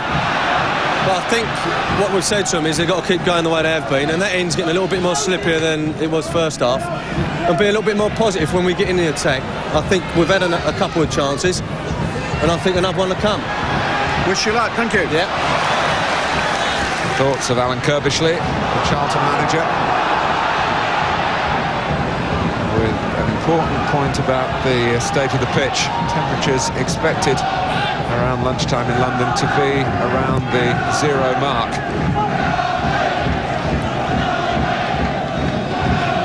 Beardsley against Barness, and he's got beyond him, and he's gone flooding into the advertising boards, but typical of Peter Beardsley, he's not made a meal of that and bounces straight back into the action. Well, the only thing that surprised me here was that Peter Beardsley didn't get a cross in. I mean, this is just wonderful and so typical. And then having got free, probably the easiest part of it all for Peter, just clearing it, delivering the cross. He just plays it into the side net. That's very unlike him.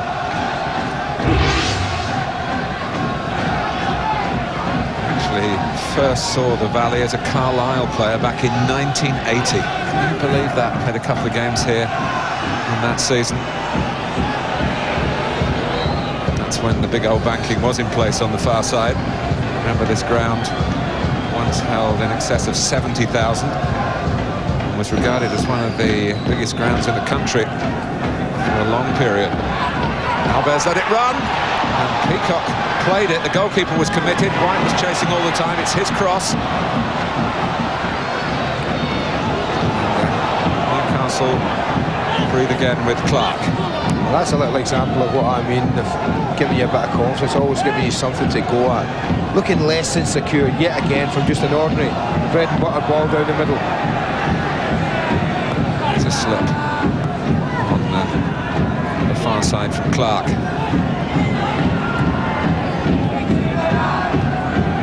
Wasn't just the plastic sheeting that kept the frost off the ground, but to blow heaters as well. So the club really invested in getting this game on, and now the players trying to do their bit for Charlton Athletic. It's Barness, but that's too long.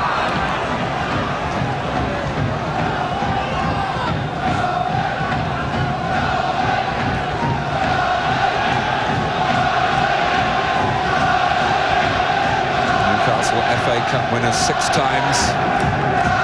The last time was back in 1955.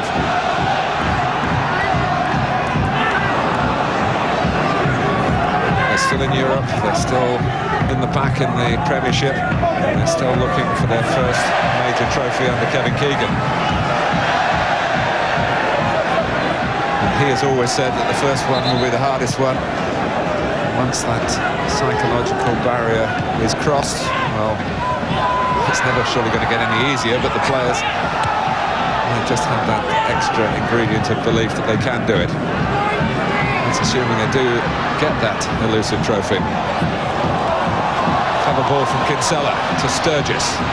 Made it possible with an ambitious break from the left-back position. They have brought in only his second game of the season.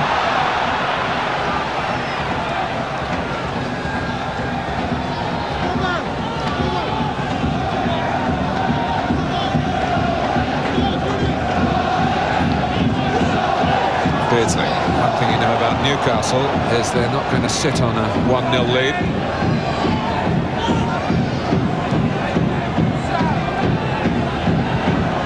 Batty. Ferdinand wanting it. Beresford trying to find him. There have been plenty of examples recently of how Alan Shearer has taken up good positions, allowing Les Ferdinand to go for balls played in. Shearer himself has reaped plenty of reward from that. It was a mistake by Kinsella to give the ball to Shearer, but Ferdinand's not where he thought. Kinsella relieved about that. Player Alan Kirbishley, as forecast, will play for the Republic of Ireland at full international level. He has been an under-21 international in the past. Signed from Colchester.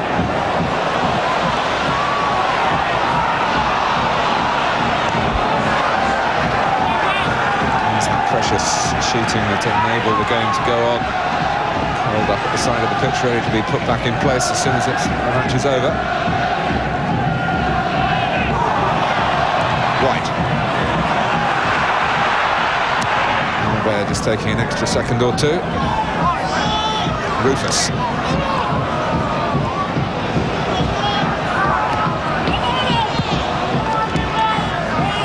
Well, Charlton trying hard to raise their game. Well, they're playing more of it in Newcastle's half at the start of the second half than probably did in the first half, Martin, and that's positive. But it's a balancing act for Alan Kirbishley's side to commit men forward and not risk Shearer or Ferdinand or particularly Beardsley being loose and punishing him at the other end. Well, there was a mistake by Rufus. Clark was in quickly, the ball spinning away for Batty. Seems to wait for others to catch up the play for Newcastle. On it well forward. But good work from O'Connell. Pass. Well, Peacock couldn't deal with it and ran out for a throw taken quickly by Leaburn. I certainly understand what you're saying, Andy, but if Charlton don't score, they're out of the FA Cup. Correct. I think there is time to gamble recklessly, and I don't think it's... We haven't reached that point yet. Within 10 minutes of the second half beginning, no. Certainly wouldn't want to go 2 down, you know, within the next 10-15 minutes this game. Calls for handball. Answered in the negative. Good touch from Shearer to Clark. Shearer again.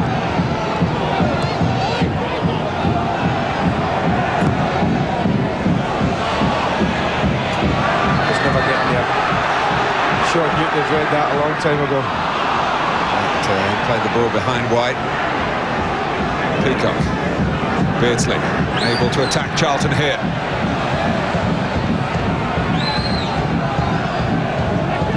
Clark.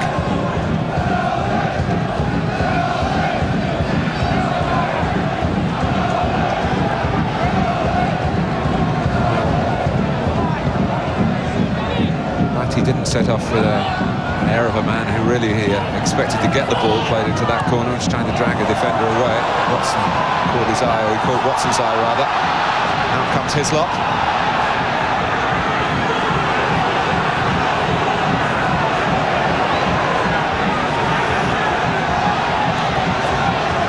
David Batty standing with his hands on his hips, rather reflecting the Newcastle mood after the players broken down rather sloppily for them on a couple of occasions recently.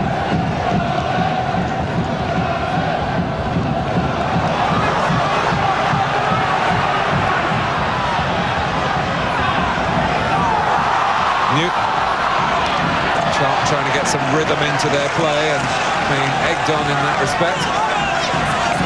The beat of the drums.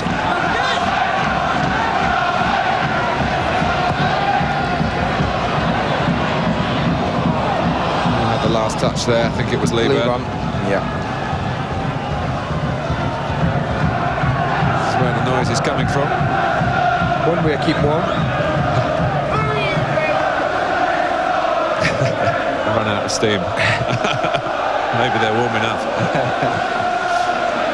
Just a temporary break, I'm sure, as with all musicians.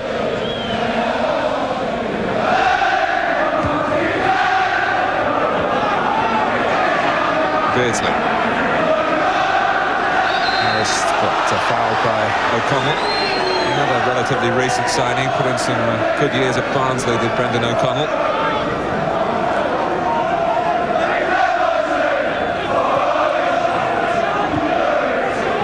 Beresford. Shearer. That came off Kinsella, but not in any way as a deliberate back pass. Andy Petterson, the goalkeeper, was actually first-team regular at the end of last season, played in those 2 playoff games against Crystal Palace, the semi-finals, if you like, at the end of season, sorting out for that last promotion place.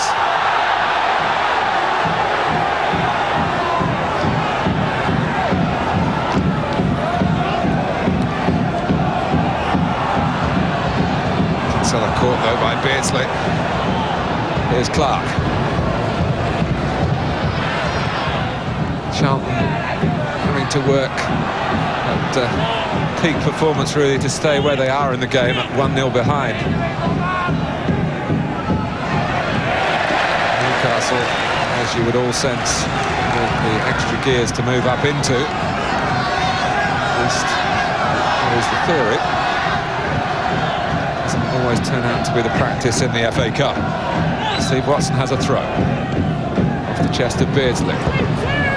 Clark, and the long leg belonged to Phil Chapple, and it was important that he met that fair and square. That was good defending. Near post is always an area to attract centre-backs, defenders like that. It's important he was there. Shearer's right behind him if he doesn't clear it. Well, that was gaping. If he made a bad contact, he would have slid into his own goal. Almost an hour gone. 1-0 to Newcastle at the Valley. Beardsley. Charlton defend well. Watson.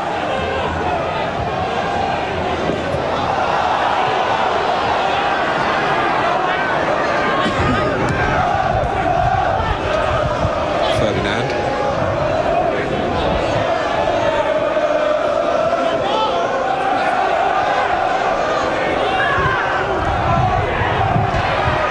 Two signs that the home side are really feeling the pace of a match against opponents of this calibre.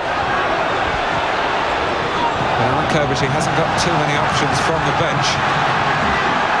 Stressing again the injury situation at the club.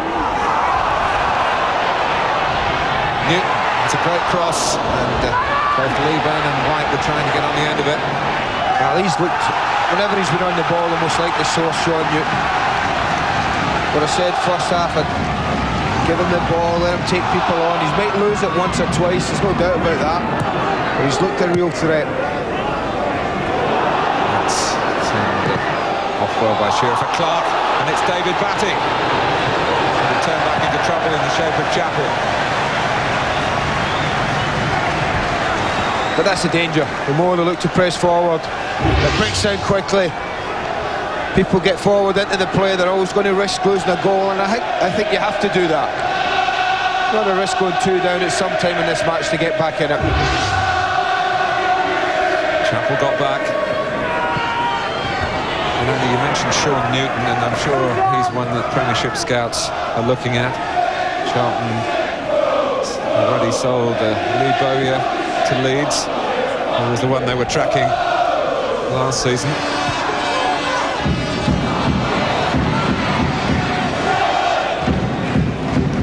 Lee.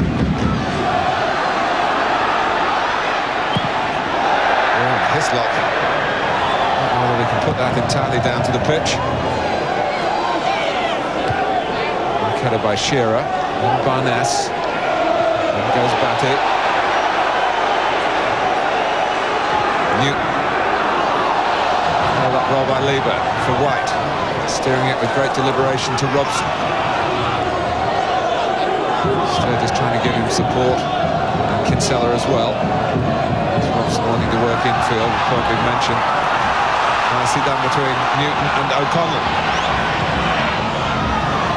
They get a challenge on Hislop here, not really. And the goalkeeper's used it quickly and sensibly.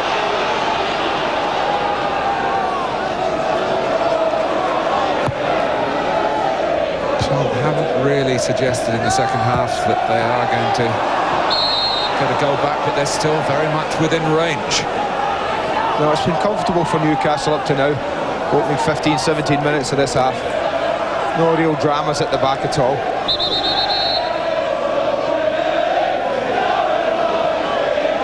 But they've evened it up a bit more. certainly ahead in the action areas and the important parts of the pitch.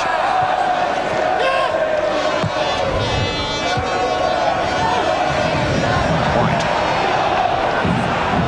Oh, and Beresford decided it wasn't worth the risk of going in. He's paying Newton plenty of respect. And the Leaburn seen off by Albert. So is Rob Lee, Martin, this right-hand side. We all talked about the influence he had in the game in the first half, but he spent most of the second half doing what he's doing now.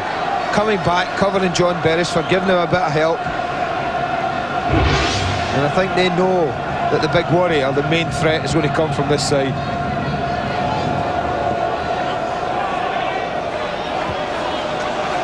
Barness. Took too long. Hounded down by Beardsley. Goes off Anthony Barness for a Newcastle corner. Carl Leaburn is limping. And he's not going back to help defend this corner. He's coming off. Going to come off the pitch for attention. And it will be taken by Beardsley. Confused both Shearer and Ferdinand. Robson. Leaburn has joined the play, but not back to help the defending. Alberto is still forward. Not to great effect this time.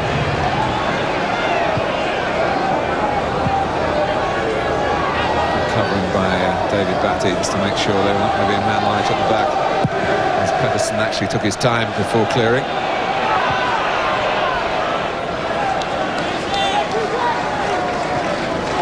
Helped on its way by Darren Peacock.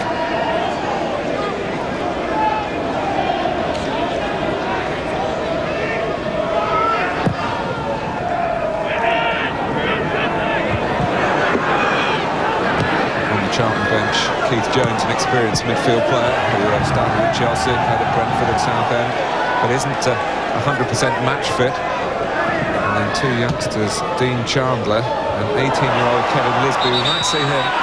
He's an attacker of rich promise, but very, very little experience. I'll toss him in. It's only a FA Cup story. Been made out of less. Also on the bench with the interesting headgear there, Keith Peacock, a great Charlton player of bygone times, who's on the coaching staff now.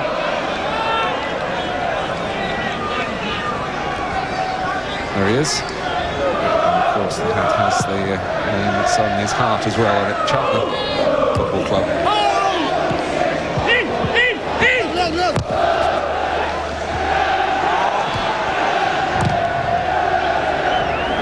Ferdinand.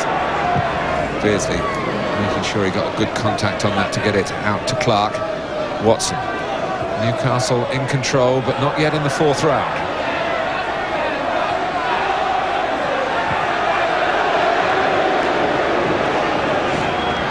Charlton finding it hard at the moment to get any meaningful possession.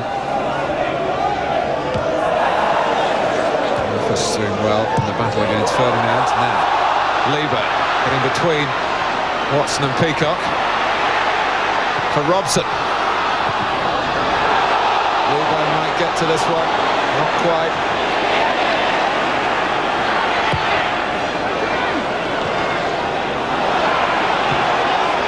Kinsella. Robson did well. Kinsella crossing. And Hislop getting there again. Charlton fans screaming for penalty every time there was a handball shout a moment or two ago. Then Whyte went down on the cross. And, I don't think there was a case on either occasion. Clark. Good tackle by Sturgess. Sort of determination that Charlton now need in abundance.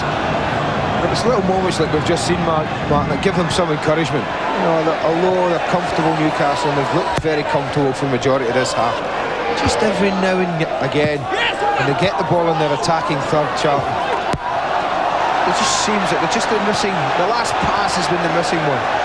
And I think that's the story for Charlton, not just in the FA Cup, Andy. They haven't really got a prolific goal-getter. They certainly haven't got the calibre of this fella. Shearer goes down.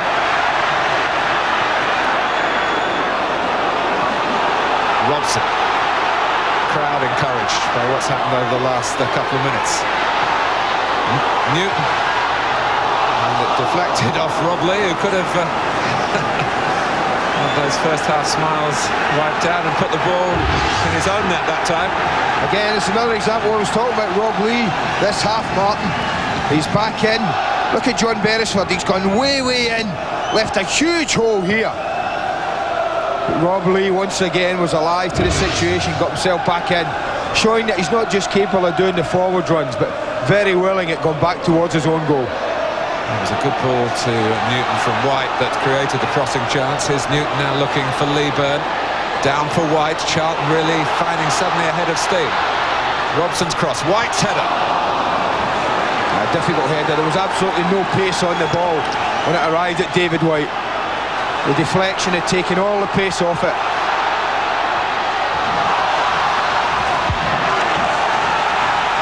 Well, there's been a real surge through Charlton Athletic. Newcastle recognising that, I'm sure.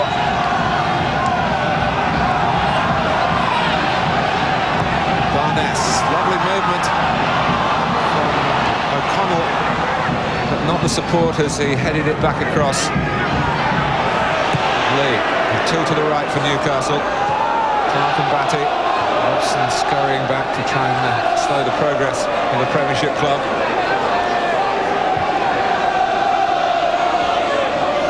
Lee. Coming to the last 20 minutes. Rob Lee's goal against Charlton. The difference between the two sides. He's in again. Terrific turn. Well, both centre-half between them, they got it just about right. He's trying to write his own personal fairy story here.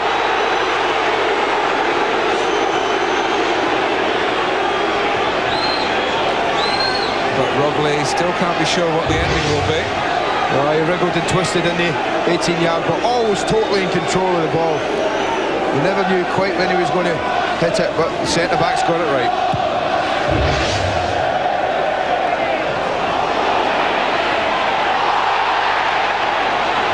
Doing there for Charlton.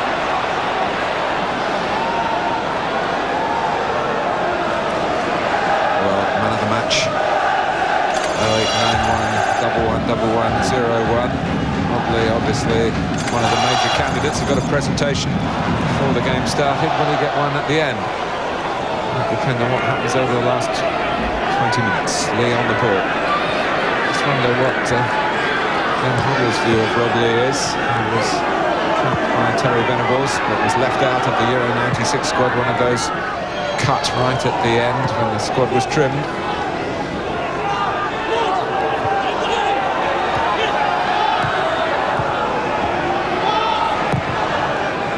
Ferdinand, his own career is still going strong, and he joins Shearer in the centre. Lee's in there as well. Comes for Shearer. Really the combination that produced the only goal of the game as he looked for Lee.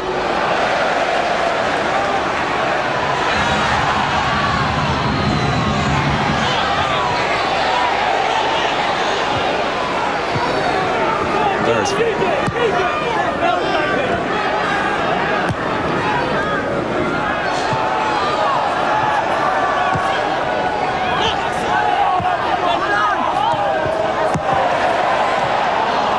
Batty.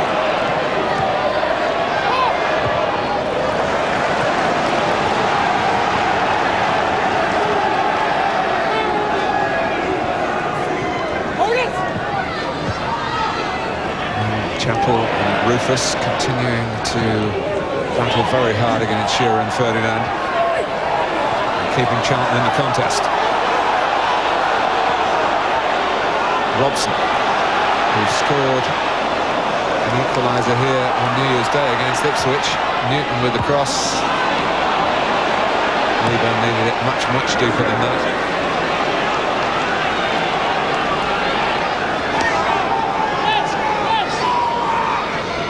Batty slowing the pace.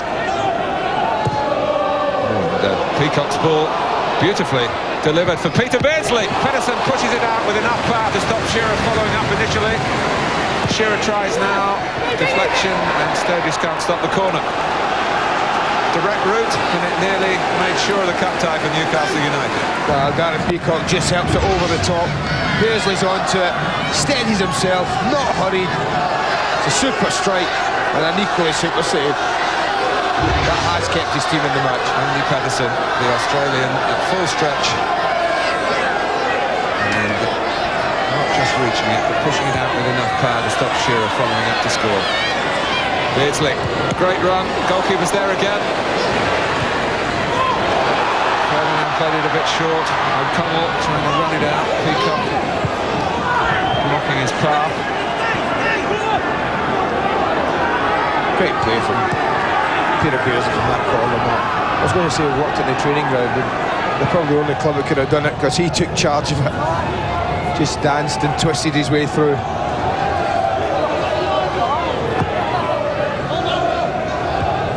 Well, I think Andy Petterson has been languishing in the Charlton reserve team.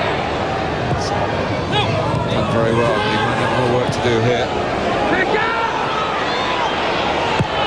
Beresford's cross. Shearer trying to get there, and it did, but could only divert it towards Petterson.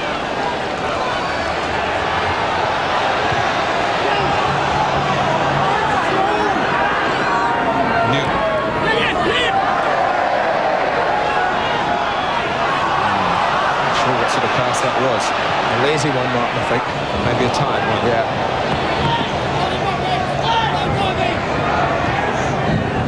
Batty. Shape to Newcastle's play again. Beardsley always does that, but the pass was over-ambitious by his standards. Leaburn is moving freely now on the back pass. Well, you're supposed to play it to the side that the goalkeeper likes to kick, but you're also supposed to play it away from the goal. Hislop had slipped then. We've heard about that penalty area getting more slippery. Been great embarrassment. Lee. Possession from Newcastle again. So, not the thrust to go with it. Charlton with a scarcer supply of the ball. Greater incentive, still a goal down.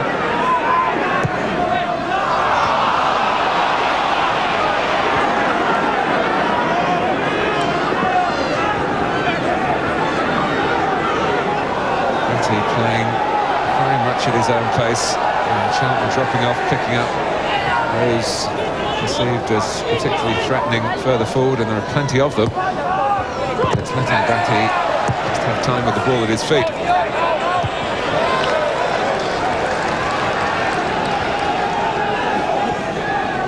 No great surprise, Andy, is it? No, not at all.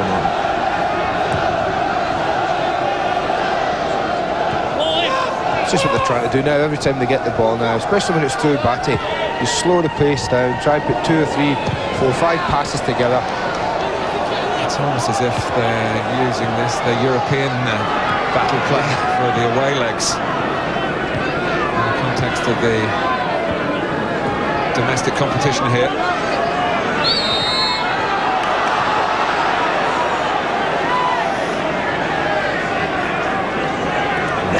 David Batty dominating.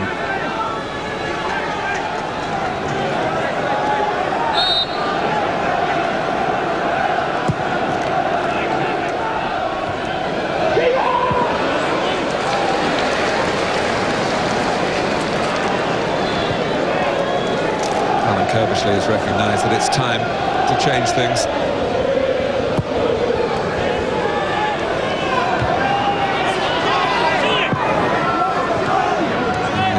FA Cup, just to remind you, 3 substitutes committed, but only 3 named. Either Alan Kinsella or Kevin Keegan have gone for a backup goalkeeper.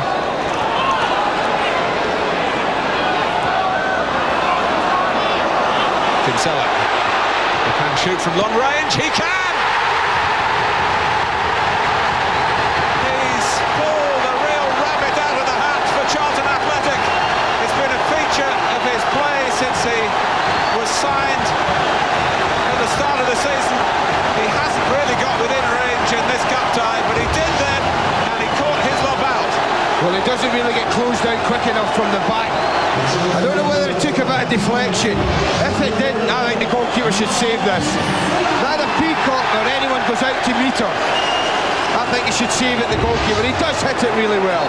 He sees it all the way, Shaka Hislop. I think he should push that wide. Well, joy at last. Maybe the thoughts about substitutions put on hold for Alan Kinsella. What you always say about a football match at 1-0. You might be controlling it, passing the ball about, dominating possession. You haven't won the game at 1-0. This might just be a very interesting last 10 minutes. Well, a real cracker for Charlton. Here's Lee. With the venom with which he struck the shot by Kinsella.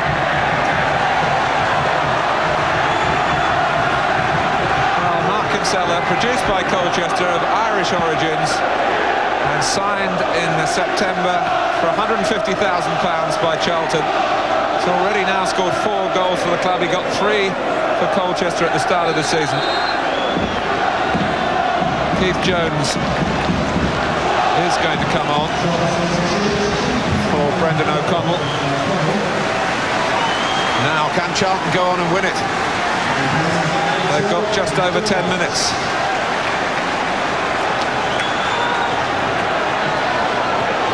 Well, I think you've got to have a go, Mark. This is the chance. It is. You've got to have a go. You've got to risk losing it. In goes Whyte. Suddenly it's all nerves for Newcastle.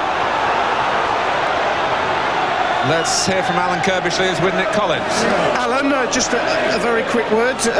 Do you settle for what you got, or do you try and win it from here? No, we're going to have a go still. We've got to get some more balls in that box. I think we deserve to get back in the game, and we're going to go for it. All right, thank you.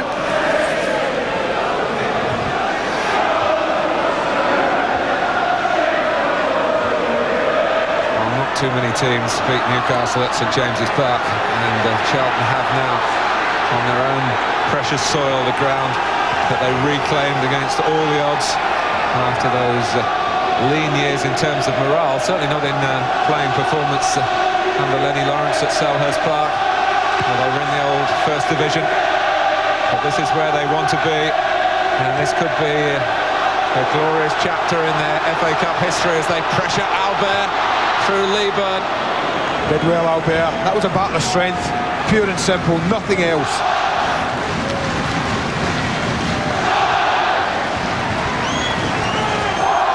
Ferdinand. Can Newcastle get going again? They've been soft-pedalling it a bit. Rufus with a header. Lee.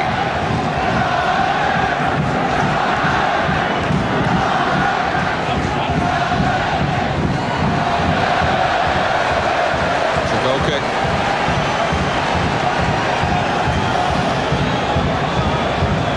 Be revising your thoughts on man of the match. Let us know. 089111101.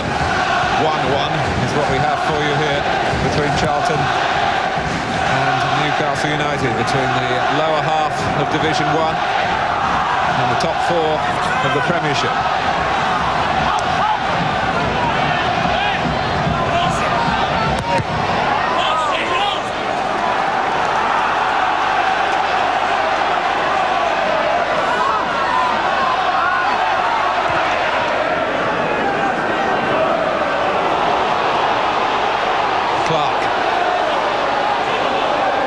Newcastle showing more urgency now. Shearer.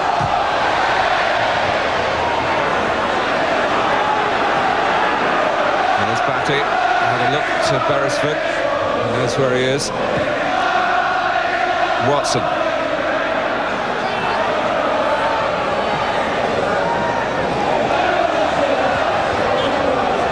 Now Clark. Ferdinand getting the better of Rufus. The goalkeeper's come. And now Newcastle chase after David Allison, because they've had major claims for a penalty here, turned down. Charlton's turn in the first half.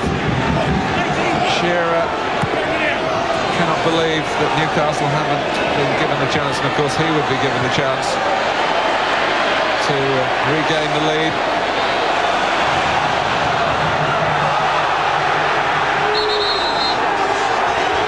Andy. Well, we'll have a look at that. I'll tell you, that was a decision for the referee to make. So again, it's from a cross that they don't deal with. Ferdinand wins it and Shearer's on it. Comes across the goalkeeper there. The goalkeeper's right leg does go out. It's hard to see from there. Look at the referee again. He again is in an excellent position to see this. Does he catch him? No, he doesn't. Good decision from the referee. David Allison now points for a corner. 6 minutes to go. Well, could they emulate Newcastle and nick one after a controversial incident? Although you have to say, in that second angle, seemed to suggest that wasn't so controversial. No.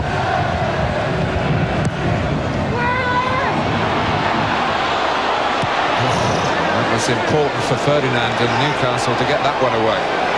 Jones.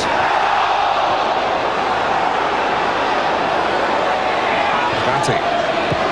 He's not looking flustered, but one or two other Newcastle players are. That's just a hammered forward to clear the lines from Steve Watson.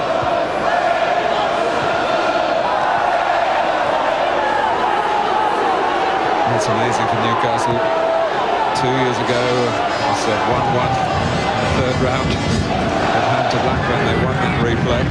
Last year, Chelsea 1-1. They went out on their own ground in that shootout in the second game, and it's 1-1 here. Same stage. Ferdinand, Beardsley. Shearer holding on the right-hand side. Crossing. Beardsley trying to win the header, but Kinsella did very well for Charlton.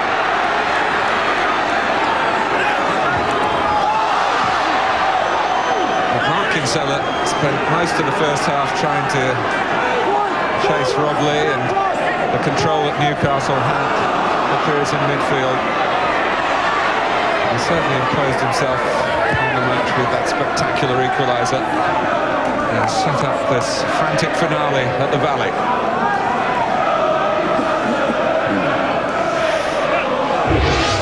This is what the FA Cup is all about. This is an important tackle, Martin. Because David Batty misses it for about the first time in the match, and the gap opens, and when no one presses him, to be fair, he does it shut the challenge, he hits that, goalkeeper gets a good look at it, he doesn't care, he turns round just to make sure it's in. And the movement on the ball seems to be imparted totally by Kinsella's boot, and no sign of any other touch along the way. But even so, first reaction, surprised that it went past Hislop. I was, Martin. It was a good height for Shaka Hislop. I thought he'd just stretch over, push it wide of the post, or push it out. I think he'll be disappointed when he sees it again.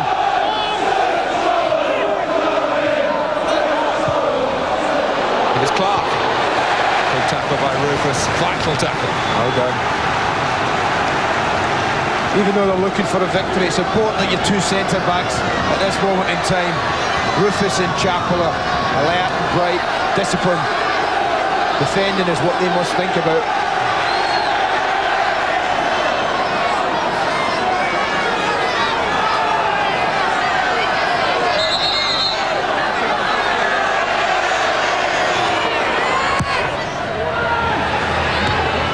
Headed out by Rufus. Here's Batty. Chapple gets there this time. Charlton dropped everyone deep, really. there. Newcastle deciding that the best form of defence is attack. Clark. Decent clearance from Sturgess. Whyte trying to hold it up, wait for the support to arrive, and then he's deemed to have had the last touch.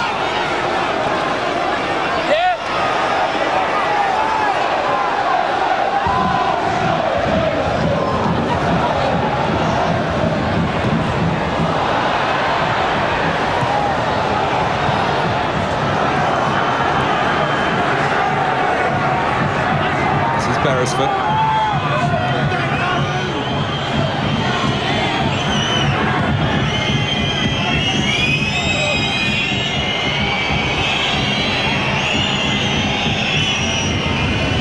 Ferdinand. It's wide. Worked the position well. Had to use his body initially. It's a lovely ball fade in from Batty. Used his strength. Turned away really well. Just a little bit unfortunate, he choked the shot a little. Oh, Rob Lee would have loved that to go in, because he will miss the replay if it is to be a replay. With a suspension.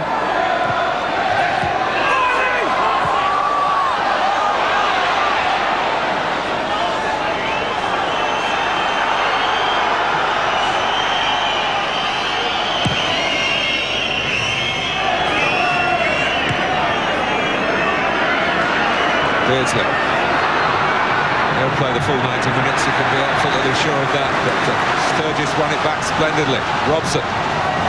Jones.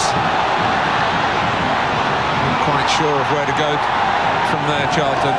Front two didn't help him, Mark. Neither of them.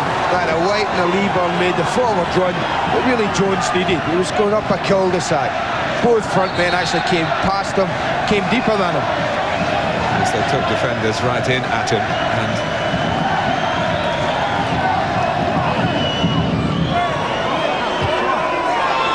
here's Beardsley.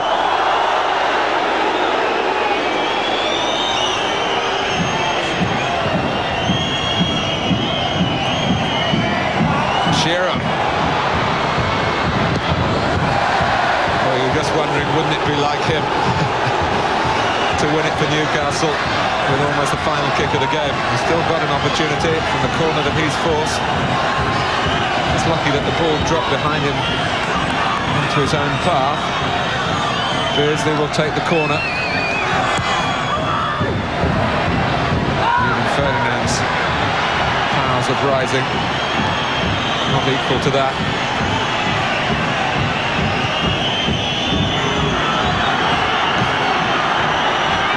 Watson. Well, they greet it like a victory here at the Valley, and well they should. Kevin Keegan at least goes home still in the FA Cup, but he'll be congratulating Alan Kirbishley. Rob Lee played his part on his big day by giving Newcastle the lead, but Mark Kinsella, 12 minutes from time, earned the replay for this understrength Charlton team. They must have feared the worst when they conceded the first goal, particularly as there was an element of luck about it for Lee. They were straining to manufacture chances in the second half, and this really wasn't a chance. It was a bolt from the blue, and it's kept Charlton in the competition. They held Liverpool here in the League Cup and got a bit of a thumping at Anfield in the replay earlier this season. We'll see what happens when Alan Kirbishley takes his team to St James's for the second game in about 10 days' time. Final score then, after a very spirited contest here in South East London. It's Charlton Athletic 1, Newcastle United 1. Of course, a lot to talk about. 1-1 then at the Valley. We've also got a lot of action from yesterday to look back on as well. 1-1 here at the Valley between Charlton and Newcastle. Keep the calls coming for man of the match.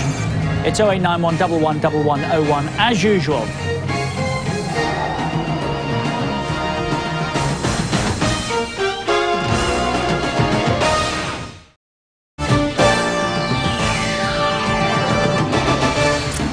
So 1-1 at the Valley. Elsewhere today in the FA Cup third round, Everton 2, Swindon 0 is a latest score. A goal for Andrei Kanchelskis after 2 minutes from the penalty spot. Ian Culverhouse sent off in the first minute for handball, which obviously led to the penalty. Nicky Barmby has since got the second, and it's a final score now. Wycombe 0, Bradford 2, John Dreyer with both those goals for Bradford, so they're through.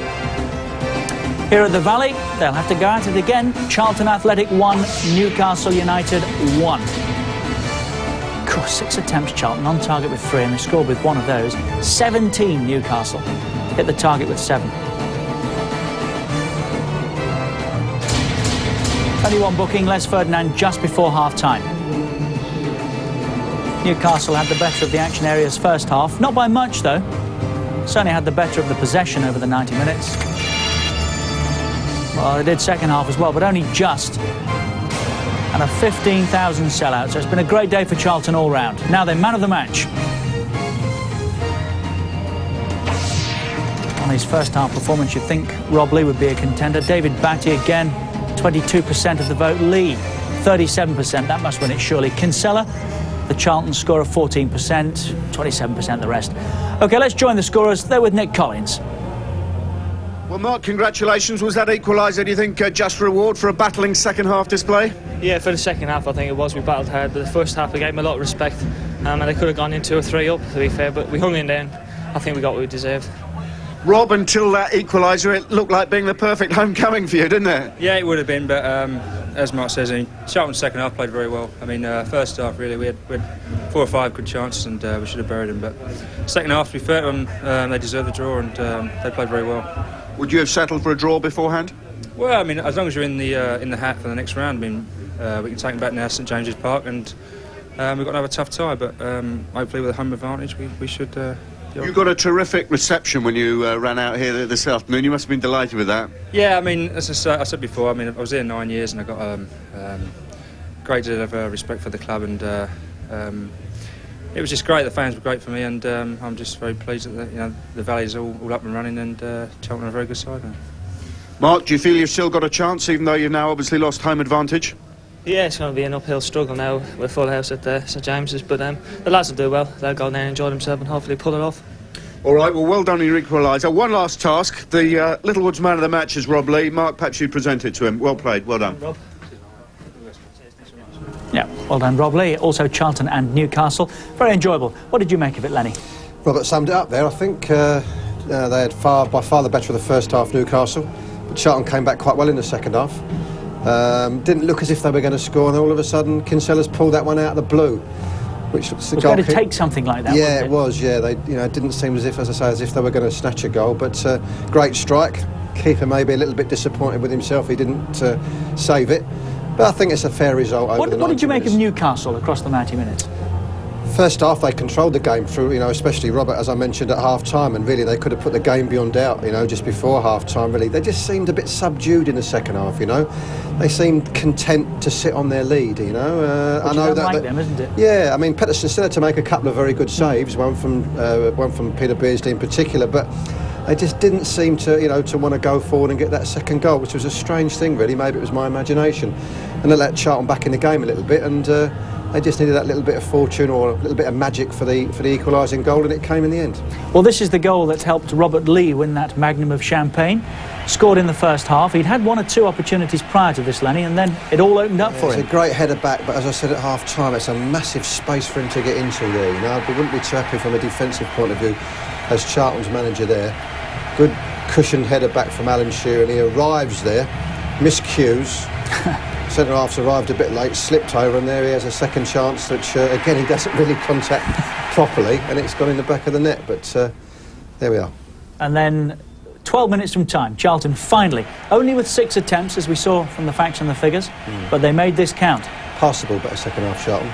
Good strike, doesn't appear to take a deflection, might have, moved a little bit in the air, but I think the goalkeeper, Shaka Hislop, will be a touch disappointed that he didn't push that round the post. See from this angle if there is a deflection. No. He seems to be swerving towards him, really. But as I say, he may be disappointed he didn't get a hand to that. But it's no more than Charlton deserved, really. Just interested to see what happens to it, because Andy felt that Shaka Hislop should have got to it. It looked like a deflection, didn't it, once or twice? It's gone through Les Ferdinand's legs there. He's bent in towards him and he's got a hand to it, really, but it just seems to have gone through. And the 15,000 sellout will go home discussing two major talking points. One in the first half. Let's have another look at this. The official today, David Allison, said he saw this, but didn't think there was anything to warrant a penalty. What did you make of it? Well, there's a skirmish, a challenge there that both gone in for it, and he's pulled him by the shirt there. Now, you know, Sean Newton may have made a meal of it, and he may have thrown himself theatrically to the ground, but nevertheless, Beresford's pulled his shirt. By the letter of the law, then, that's a penalty for you, by the letter of the law, that is a penalty. Which wasn't given, of course, we must add that. Newcastle, Alan Shearer in particular, felt second half that he was hard done by. Did you agree with him? No. Good far pass. His bounce come off his Ferdinand's shoulder there. Petterson's come out, but I don't think there's any contact there, and I think, to put it politely, Alan Shearer's momentum has taken him on, you know, has taken him forward there. And that's a nice way of putting that. But you think he anticipated a challenge, do you? Well, I think that there may have been some contact, but looking at it from that angle, I don't think it warranted a penalty. But should also mention, by the way, we spoke to those Charlton supporters before the game who said they would shut the door on Shearer today. They were right, weren't they? Yep. They kept him reasonably quiet. Had a couple of shots, but they did keep him reasonably quiet, to be fair. All right, let's hear from Alan Kirbishley, who should be a very happy man. He's waiting to talk to us with Nick Collins. Well, Alan, did you feel that was a fair result, all things considered? Well, obviously, from where I'm sitting, I thought we'd done enough to get a draw. I think after we equalised, I think Newcastle came more into it the last 5-10 minutes. A little bit of panic set in, I think, and they had one or two near misses. But overall, I think over the 90 minutes, I think, yes, we did deserve it. Given that you're obviously missing a few players, will you go in good heart for the replay, even though you've lost home advantage? Well, I'll tell you what it's done. We came into today's game with at least 7 people that I could have used. And perhaps I might have used 4 of them, but at least 7 first-team players missing.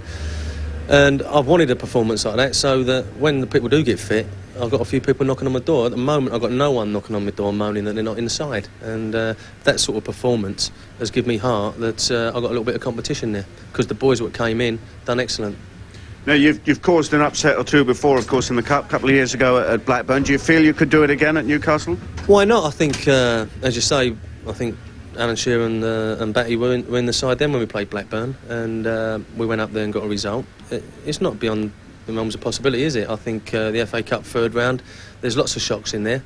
But obviously it's going to be a tough game, but it's a long way off for us. I've got a couple of league games in between that, and we've really, as a football club, we've got to push ourselves up that league. I think we're in a false position, but results determine where you are, and we've got to get a couple more league results, and we worry about Newcastle then. All right, Alan, well done. Thank you very much. Thank you. Fighting talk, though. Do they go up there with a chance?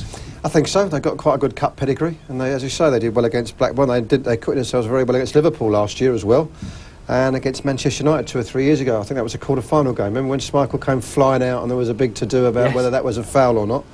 So they've got some experience, and the players will have been through this scenario before. But I have to say that, as I said at the start of the programme, I fancied a draw today, but I think Newcastle will go through at St James's Park. Maybe not the result that he wanted, but he was a scorer on his return. He was also voted man of the match. Rob Lee, who you brought here many years ago now, what did you make of his performance? He ran the show in the first half. Great attacking performance. He's had that header. He's scored a goal. He's hit the post just before half-time. You know, they didn't quite know what to do with him, did they? No, I think they were 3 against 2. They were 1 down in midfield, you know, and as I say, he ran right. Nearly put one in his own net there. Could have been a disaster, couldn't it? In the second half, he was much quieter, but he did some sterling defensive work. There's another chance that I'd forgotten about. That's 4 attempts on the goal in the first half alone. But with a little more responsibility today to get out and create opportunities like that? Yeah, I think so. I think they lined up with a narrow 3-man midfield, Newcastle, against Charlton's 2. And although Lee Clark drifted wide from time to time, I think that was a factor in the first half. There he goes again. That was a great touch. And a lovely set, wasn't it? Yeah. Skewed it off his boot. There's that strike just before half-time that would have put the game probably beyond Charlton, but at the outside of the post. Did they get to grips with him rather more second half? I think they just attacked better, Charlton, and played past it better, and I think he had to do more defensively, which he did to good effect. There's another good run there, which was interrupted by a timely tackle from... But you've seen Chapple. Nothing to surprise you today. That's quality in your opinion. Yeah, Roy Keane apart, if Robert Lee's at his best, he's as good as any midfield player in England. And Kevin Keegan has decided that he doesn't want to talk to us today, so that is where we will take another break. Still plenty for us to talk about, mind you. A lot of action yesterday in the FA Cup, good deal more postponed, but what there was good quality, and we'll be back taking a look at some of the highlights in a moment or so.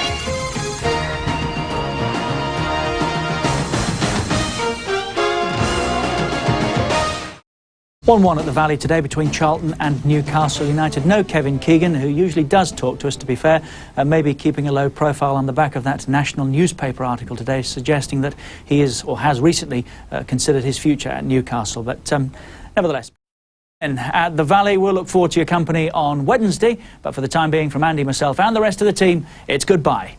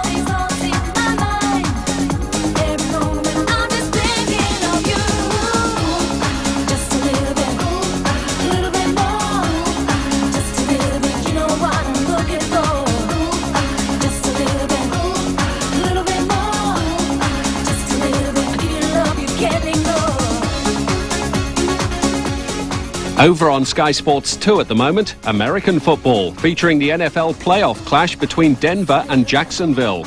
While next here on Sky Sports 1, the Asian Golf Show.